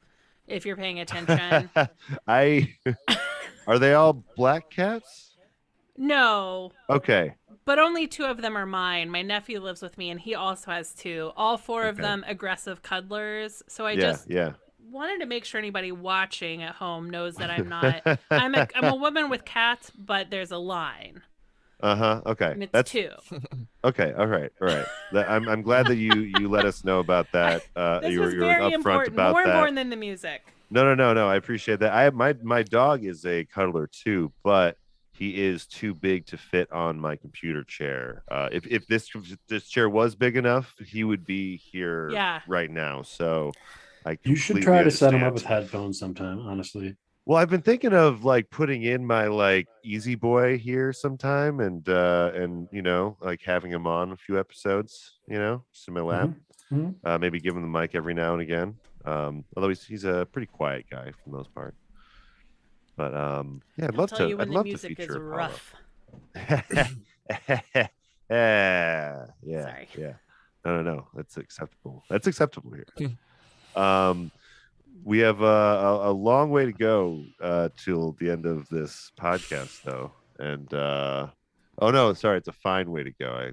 I messed that up. Great job, Brad. My references.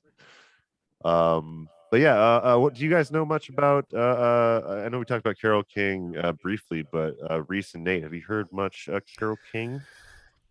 I was looking up a list of things that I think only as much as you had told me about Carole King, I think I listened to that episode while I was doing some Uber Eats at one point. Okay. So what you're saying is that episode wasn't that informative, probably, if you're not remembering it. Possibly, yeah. I think it was more informative about your guest at the time, who was that's true. I was very excited. Yeah, Engineer Jordan from Earwolf. Engineer Jordan, yeah. Have any of you ever watched Gilmore Girls? No. I haven't. I know what you're continue on. I know what you're talking about, but I haven't seen much myself. So the theme song of Gilmore Girls is a Carole King song, Winter, Spring, Summer, Fall. All you got to do is call and I'll be there. Mm-hmm. And in the reunion on Netflix, she had a cameo. Oh wow! Okay, it was the reunion she came on. Okay. Yeah, but they used as a Carole King song as their theme song, so it's drilled into my brain. Yeah. At least that. If you leave, I will follow. So you'll If you don't know, if you haven't heard her or don't think you've heard her, you probably have. Like if you were watching a show and then Gilmore Girls came on. I kind of pulled the list of her songs earlier and I was like, oh yeah, I've definitely heard some of these bits that she's collaborated on or produced. Yeah.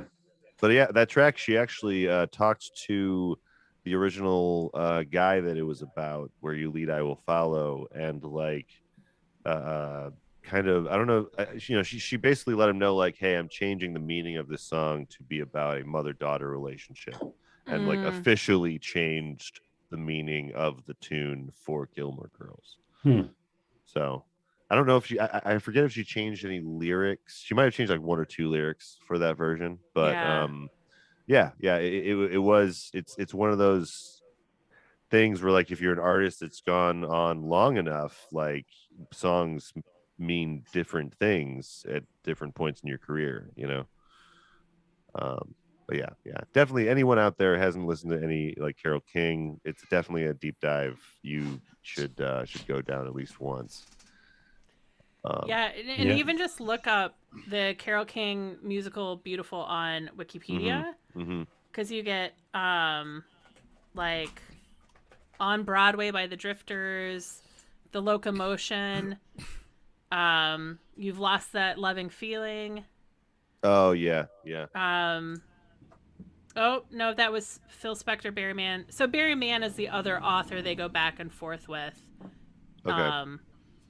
But there's just a lot, a lot that she's been involved with, songwriting wise. Yeah. which is part of the reason that she was, somewhat of a breakout hit when Tapestry came out. Mm-hmm. Yeah. Yeah. I again, I don't think. Oh wait, no. There's some lyrics for this. We just talked about them. But we have another track for you guys. This song is called Rings, and it looks like it was written by Eddie Reeves and Alex Harvey. Baby, we'll laugh and sing, we'll make love, let the telephone ring. Ring, ring, doorbell ring, baby, come on in. Got James Teller on the stereo.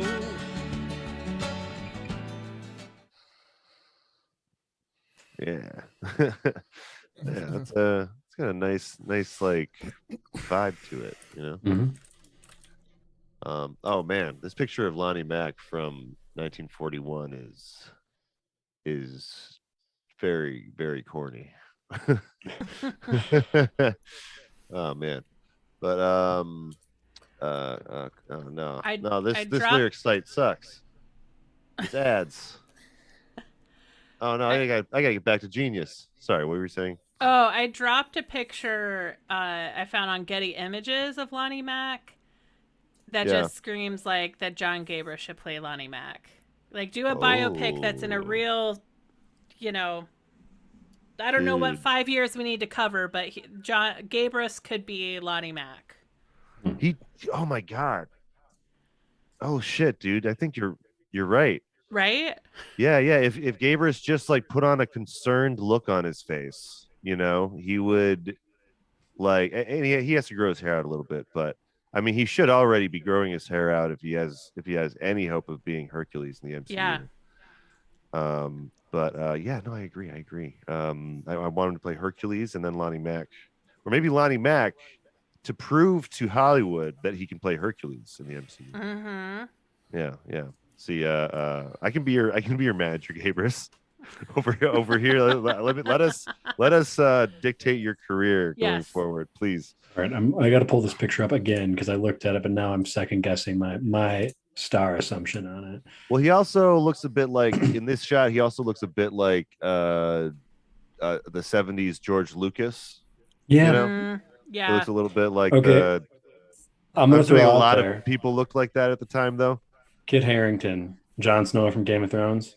Oh shit, he does kind of have a Kit Harington. Yeah, he's got a bit of it going. His like stare, his the big brow. It's the big brow. Mm-hmm. Yeah. King of the North over here. Yeah. Lonnie Mack.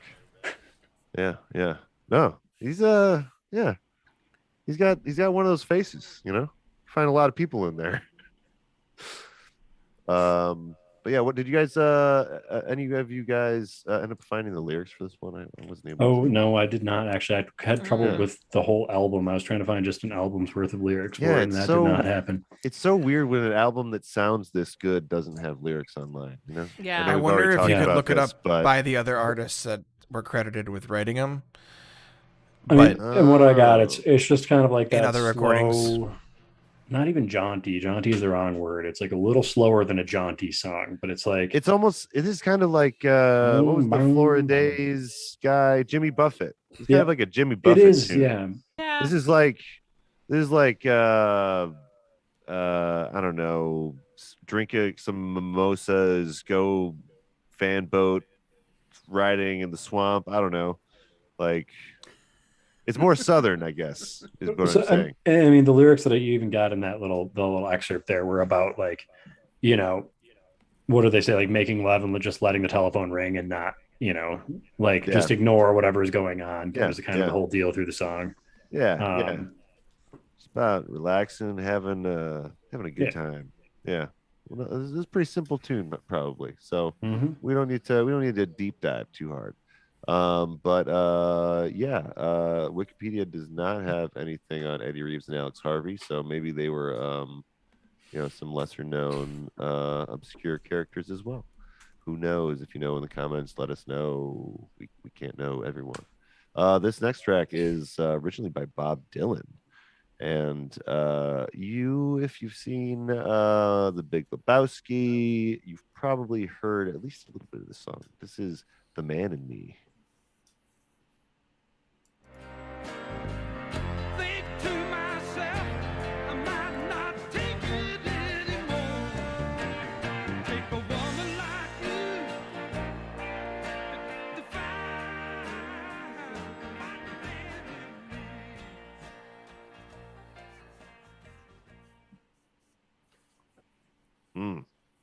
I love any version of that song. That's just a powerful song. But yeah, The Man in Me. He loves him some Dylan. Wanted to give him a little tip of the hat on this album.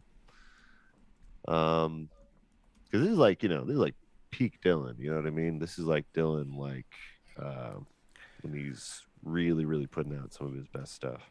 Oh, for sure. But here, hang on, I gotta look that up now. I gotta know what year that song came out. Oh, 1970. So this is actually just 1 year after. And I guess Joe Cocker covered it in I think that's probably the other cover you hear a lot. He covered it in 76, Joe Cocker.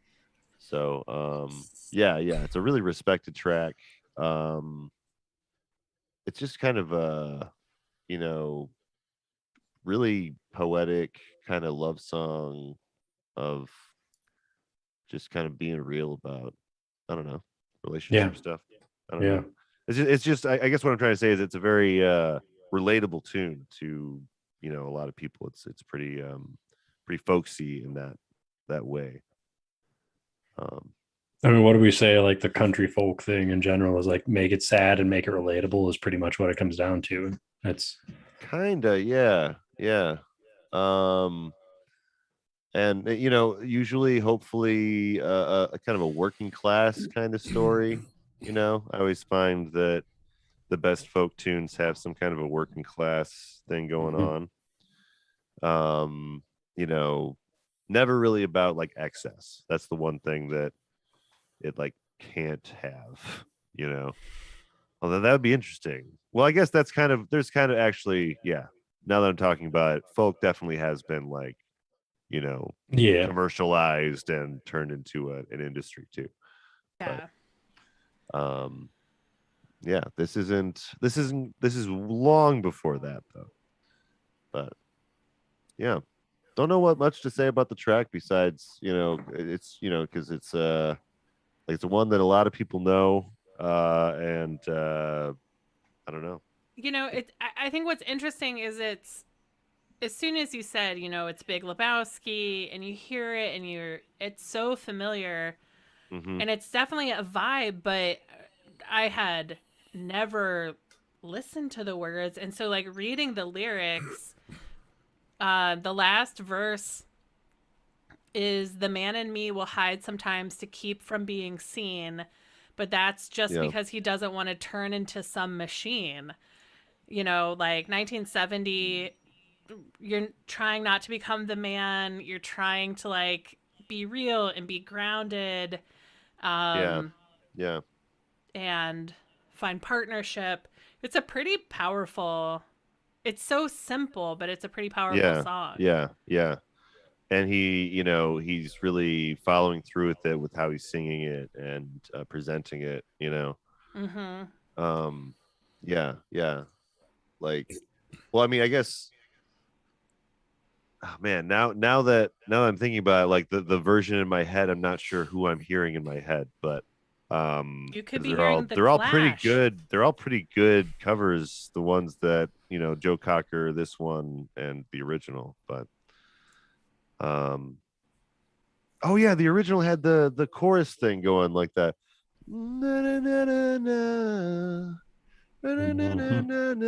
Okay, yeah. So yeah, the original is probably the best one, but we're not deciding which one's the best one here. Well, it's a different episode. That's a different podcast. We don't We don't usually pit them against each other. It's usually one of those things I should shut up about, or I alienate half our fan base every single time. Is what happens. So, Well, you know what they say. If you alienate half a fan base every episode, eventually you have like, negative millions.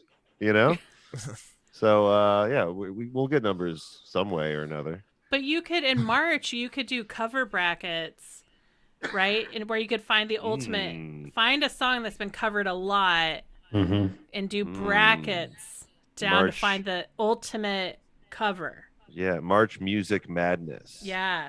I've seen some Twitter pages that do stuff like that, but maybe we can partner with some Twitter top 10 lists out there. But I think that'd be fun. We're gonna move on to another track, guys. We got 3 more tracks for you guys.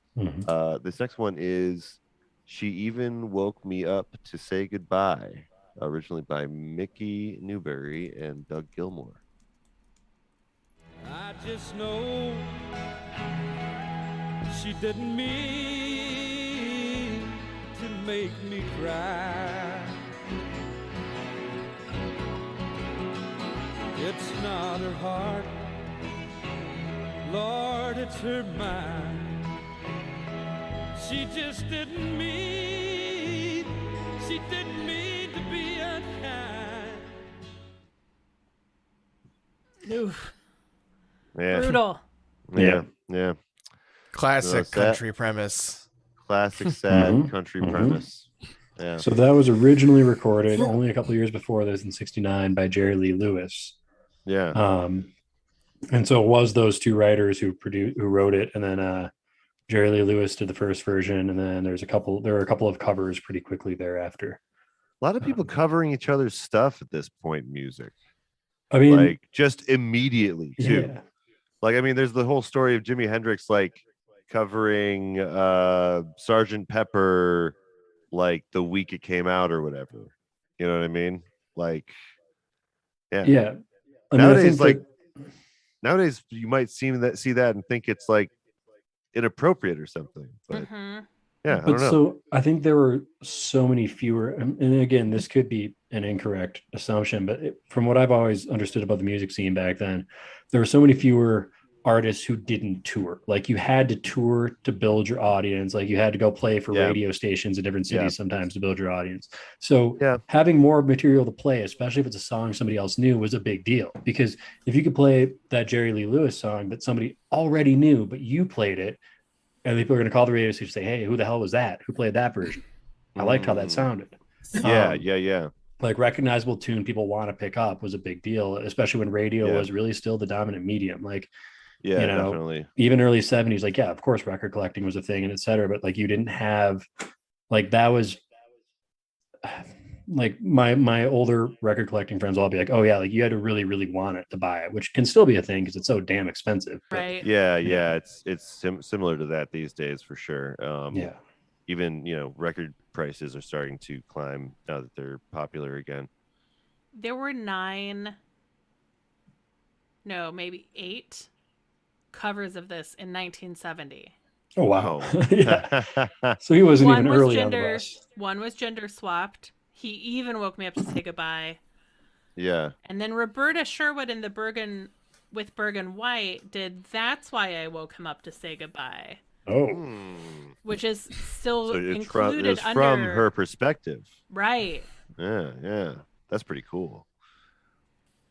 But it's kind of like I don't know who said, but it's classic kind of country format, this song. Yeah. Like, this is just like, I don't know, American crooning. It's got the feeling of term. The Western songs where there's a cowboy going through town and they make a connection with one of the ladies in town and he keeps on going on his cowboy path. Except for it's a slightly different context, but same feelings, but yeah, it's because it is kind of a reversal. Usually in the country music, never mind. I guess I discovered this last time that it's actually very much a mix between guys leaving girls, girls leaving guys. Like, definitely not all one-sided on that front. No. They're like sad and swapping relatable roles a lot in these songs. But yeah, classic structure for a country song. The one I'm looking at is Kenny Rogers. So yeah, there's a lot of people that have covered this throughout the years. But yeah, all good things will come to pass, though, like this podcast, and that's the name of the next track. No good things come to pass. But let it, don't forget it. It will surely last. And everything that's good will come to pass. Yeah. Another heavy kind of tune. Were you gonna say something, Leah? There was I think the show was I'm Dying Up Here. It was about 1970s at the Comedy Store in LA. Is Comedy Store in LA? I think so. It's where like David Letterman and Jay Leno and Mark Maron all came up. And yeah, I think that's got to be LA, I think. Yeah. So it hits this like drug riddled it's like a 2 or 3 season show. Yeah. And this is a song that somebody would like, they would get their spot on Johnny Carson and then they would fuck it up real bad, and this would be the song that would play as they would like this is like walking alone down the Sunset Strip. Yeah. Like, this is sad. Yeah. Just like failure on the LA scene, and trying to grapple with that or whatever. It's another one by George. Don Nix. Like as I was saying earlier, the first 2 tracks are Don Nix, and the last 2 tracks are Don Nix. So yeah, he must have really, really loved Don Nix. And let's see. Oh, he's still active, apparently, Don Nix. So I do believe. Wow. So Don Nix definitely played some of his own stuff, but I was actually reading his article right now, and it seems that he did a lot of composing and arranging and writing songs, not so much playing, and that's what he's known for. He's got a song that is known for being covered by, Freddie King, Jeff Beck, Deep Purple, like the list. There's like a Pearl Jam, Government Mule, Stevie Ray Vaughan, Joe Satriani, The Who, Led Zeppelin. Yeah. Going Down is his song. Yeah. So maybe this is just his just songwriter buddy of choice. It could be, and he would have been the right era for that too. Yeah. That's how Elton John did it. Famously, a lot of the lyrics are not written by Elton John, but his buddy, his name is escaping me right now. He produced George Harrison. Oh shit! Really? Yep. That fits. That really fits, actually. Producer, arranger, and musician for artists including Lonnie Mack, Ferry Lewis, Freddie King, Albert King, Delaney Bonnie and Friends, Isaac Hayes, Jeff Beck, Brian May, and Eric Clapton. Wow. Yeah. He was just creating the music, but he wasn't necessarily the front man of actually playing a lot of it. Yeah. More of a like Carole King before she came out and did her own thing. Yeah.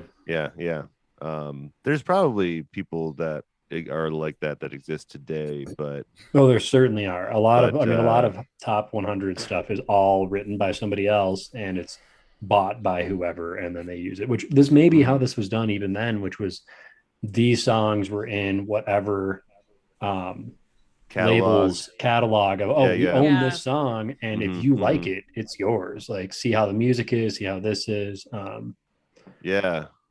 It's so interesting because it's changed so much. I mean, it's kind of, I guess, I don't know, it's still kind of the same in some ways, but weird.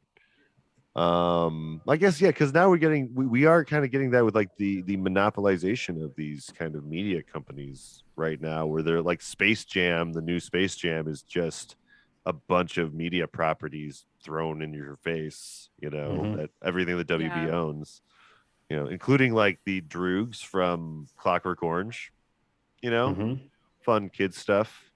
You want to see in the background of your Space Jam game. Is that in the new one? Yeah, apparently. Yeah. Oh, I mean, it was in they were even, you see him in the trailer even. I haven't seen the movie, but yeah, it's just a couple hours of WB. Yeah. WB's IP. WB IP, the movie. yeah.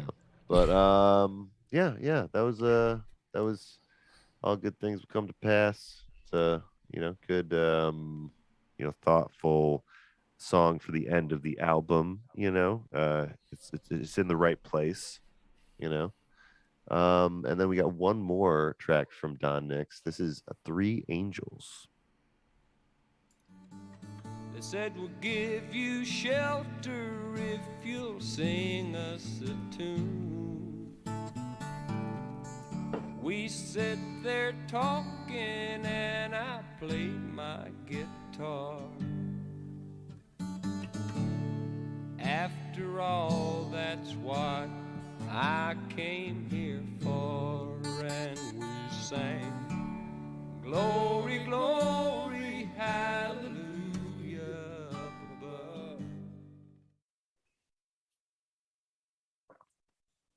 Yeah. That's Three Angels. Another kind of sad gospel-y tune. Yeah, I was noticing the last two very much are just very gospel. He ends it on a real somber, soft kind of note. Which is I like when an album ends that way. Like I like it when they kind of stop doing the really harder stuff, like maybe 3 tracks back, and then kind of cool it for the rest of the album. Oh, and so Don Nix actually played Barry sax and did the vocals on that song, according to Wikipedia. Okay. So he does get his hands dirty a little bit.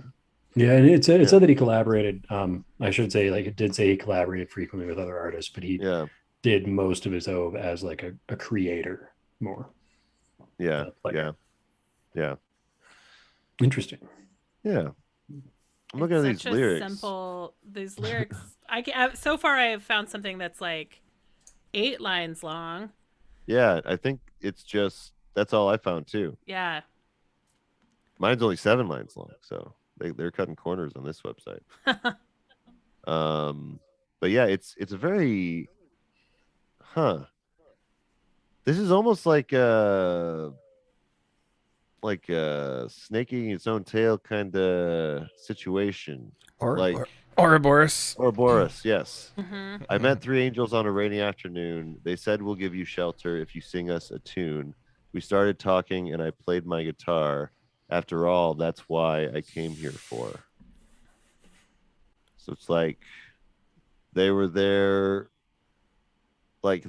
so that he could play the song, but he was there so that he could play the song. Do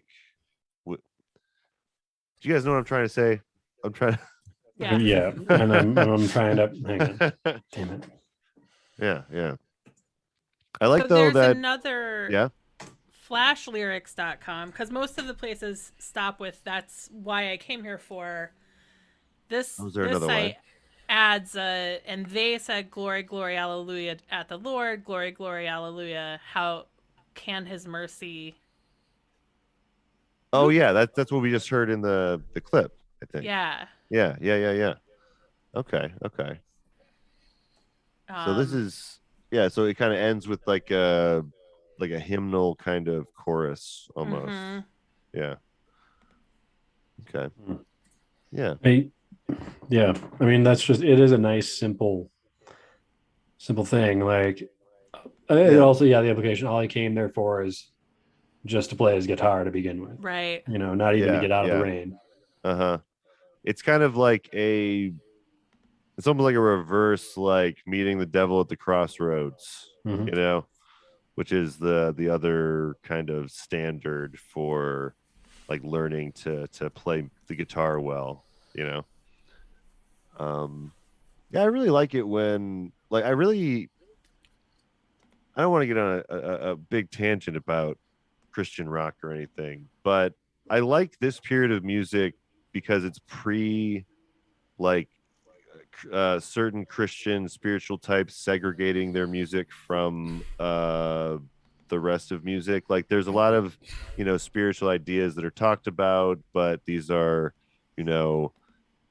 oftentimes not very spiritual people or non-Christian people. It's just something that they, want to express.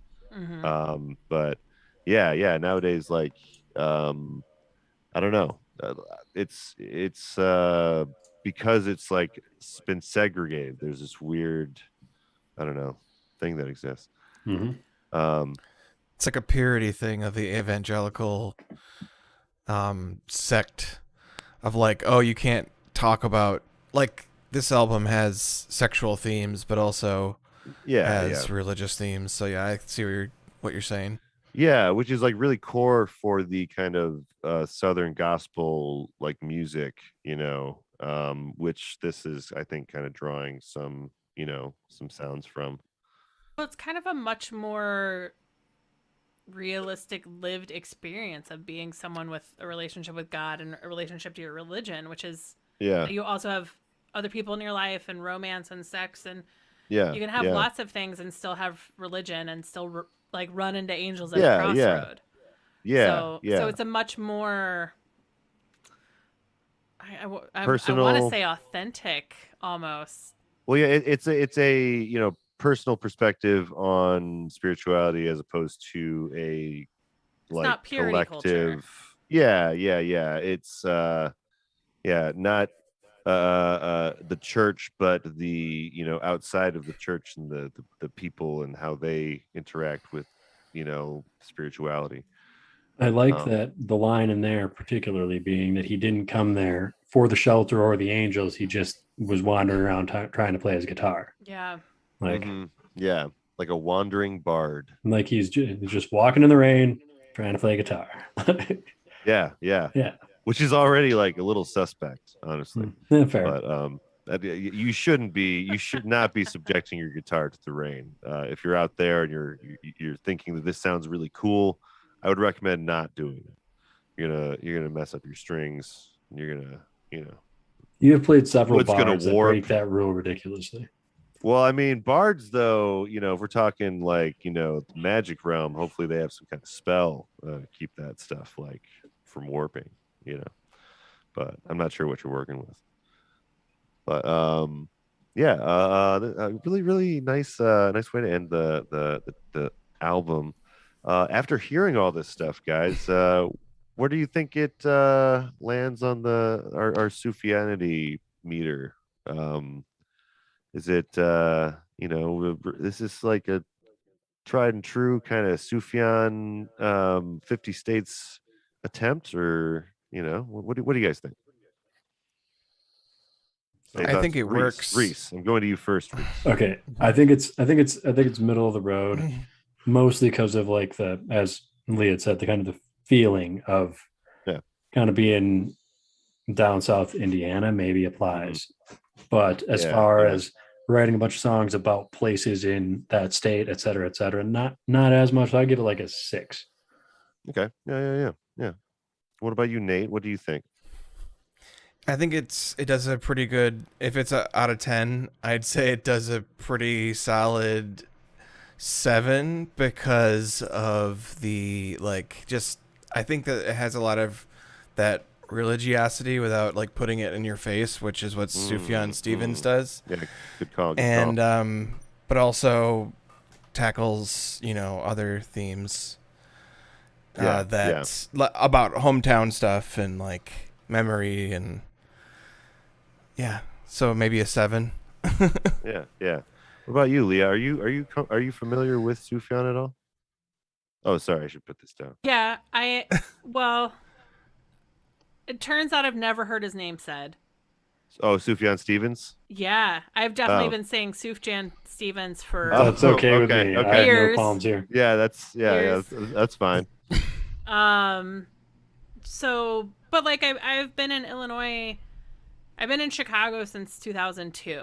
So yeah, so you have to be aware of at least the Illinois album. It was such a big deal, and I didn't notice that he didn't finish the project because he started with the state where I lived. So it was just done. So I am familiar with it. And that's my privilege of being an Illinois resident. That's true. Yeah, we got to be like, oh, cool. Yeah, you checked us off. Awesome. Yeah. Good luck with that project, Sufjan. Yeah.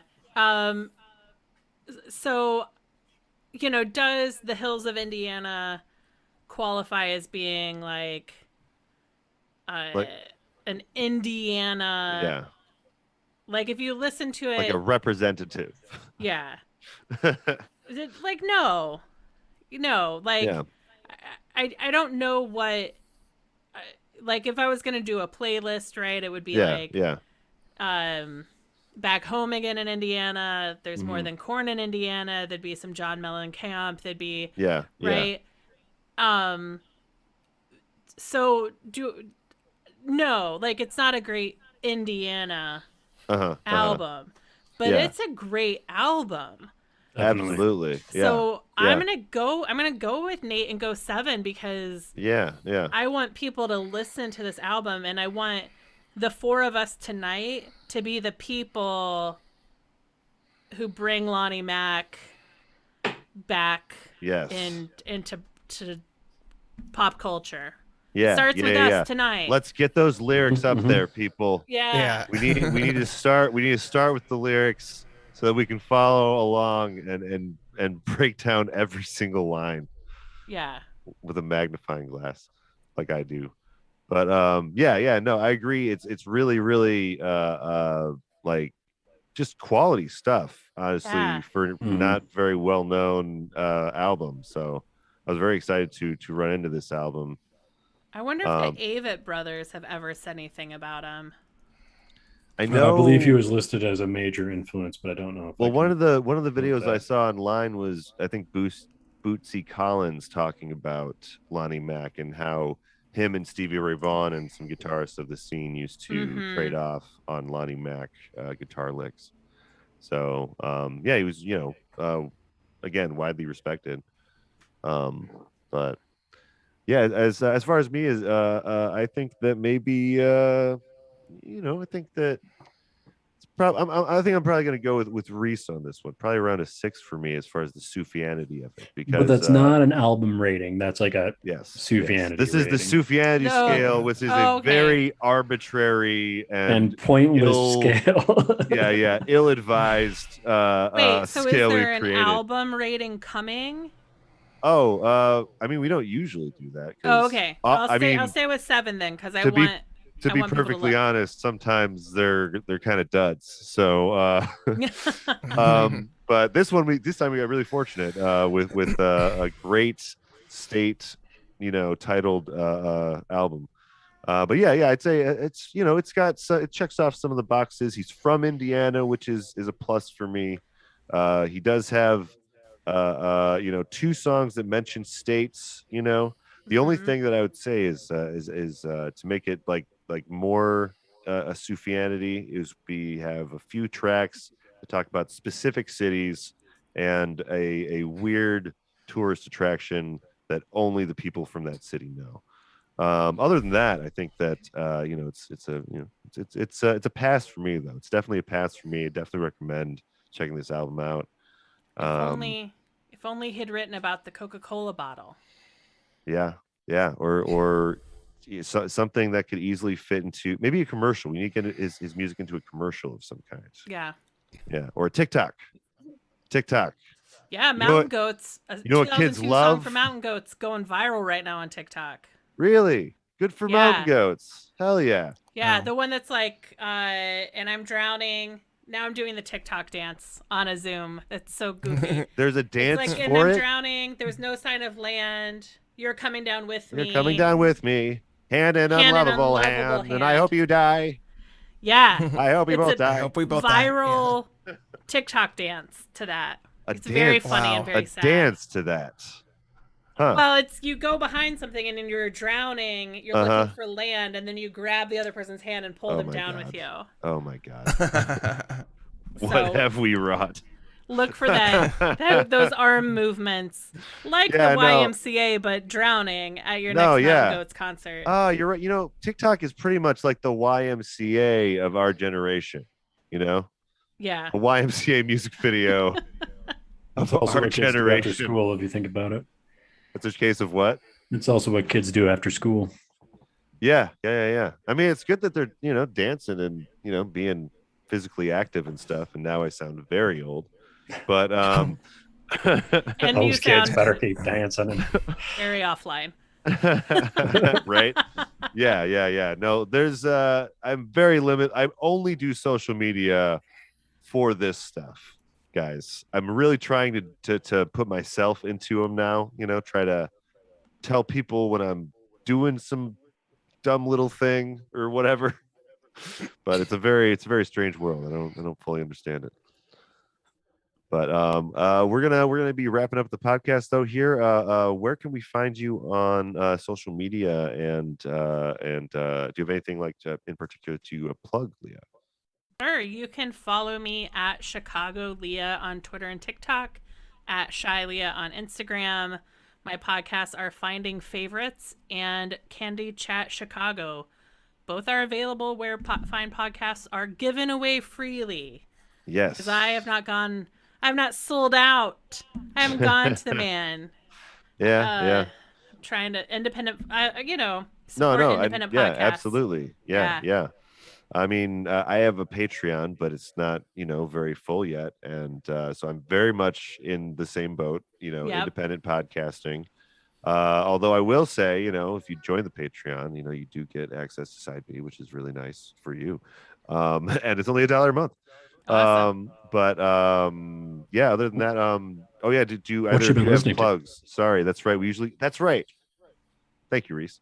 We always go around the horn at the end of the episode and find out what everyone has been listening to as well. So what have you been listening to, Leah? And then we'll go around the horn. Music or podcast wise? Either, both, or all. Either, yeah. Well, so you asked me earlier today when I joined your Discord for my 5 Desert Island ones. Yeah. So I'm going to recommend the band Hey Rosetta.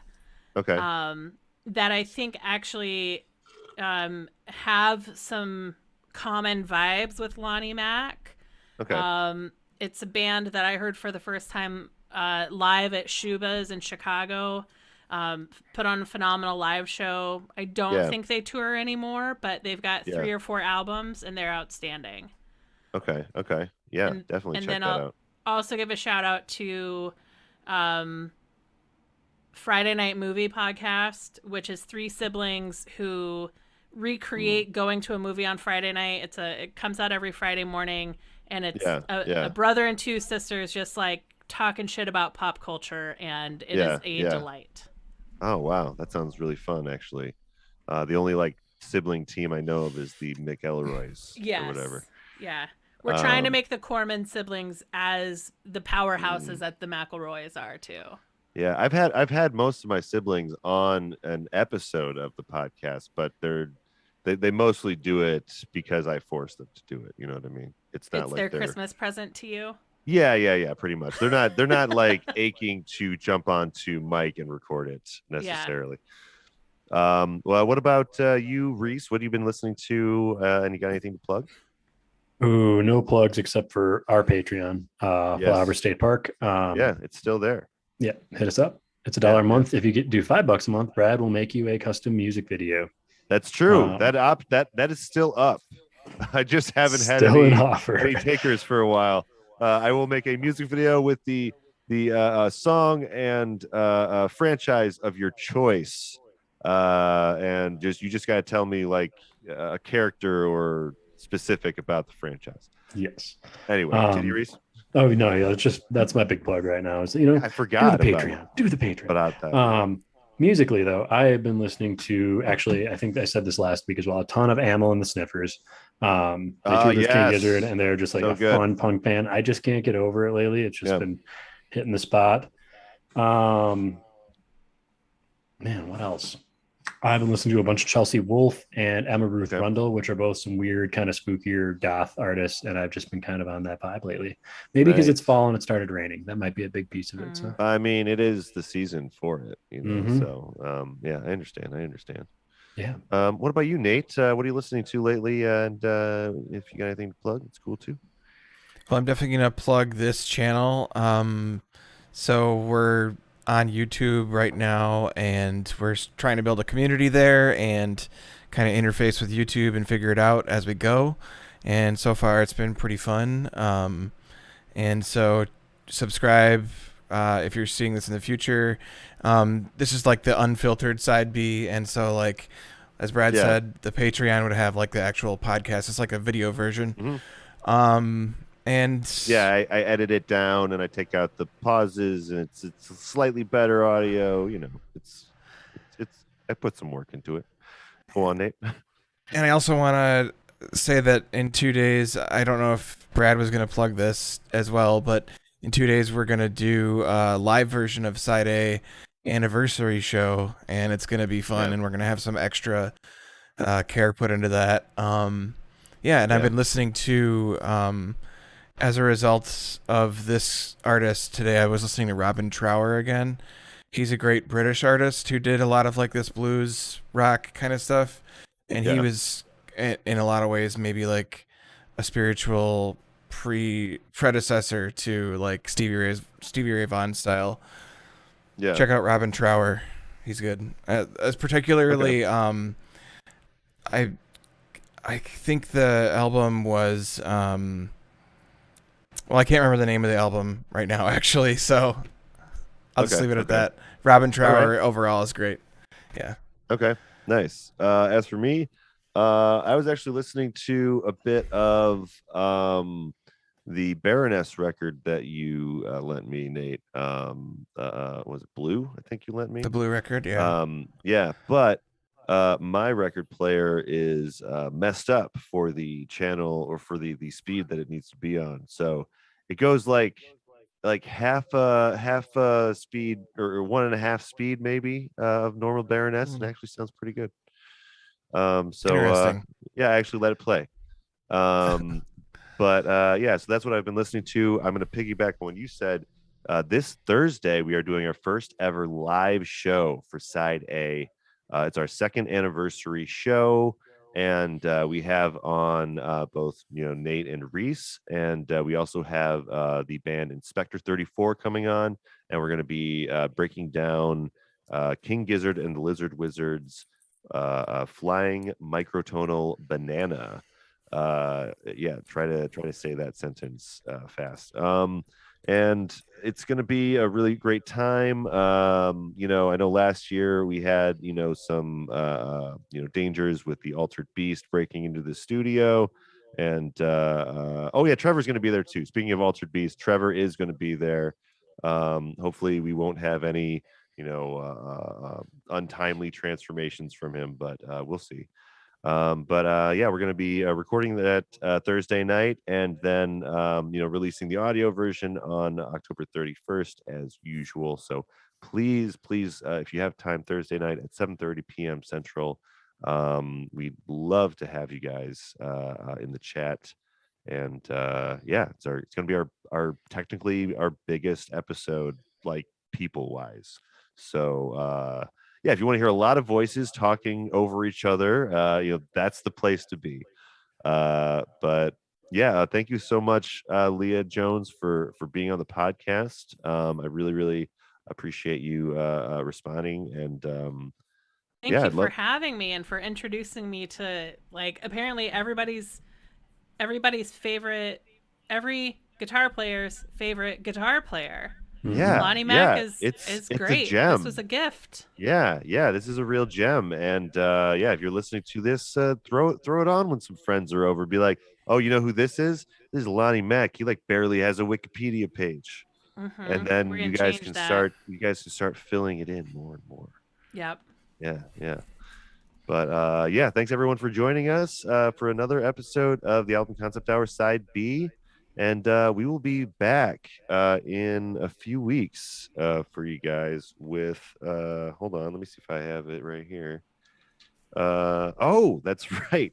We have for our next episode on November 9th, we have Matt Farley, also known as the guy that makes songs about cities and towns that you may have heard on a previous episode. We're gonna help him do some research for his album about New Hampshire. So yeah, look forward to that, and check out his Twitter page or whatever, and his thousands upon thousands of interesting tunes.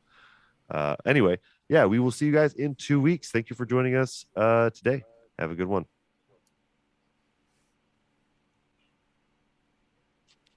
All right. I don't usually say have a good one at the end. That felt weird.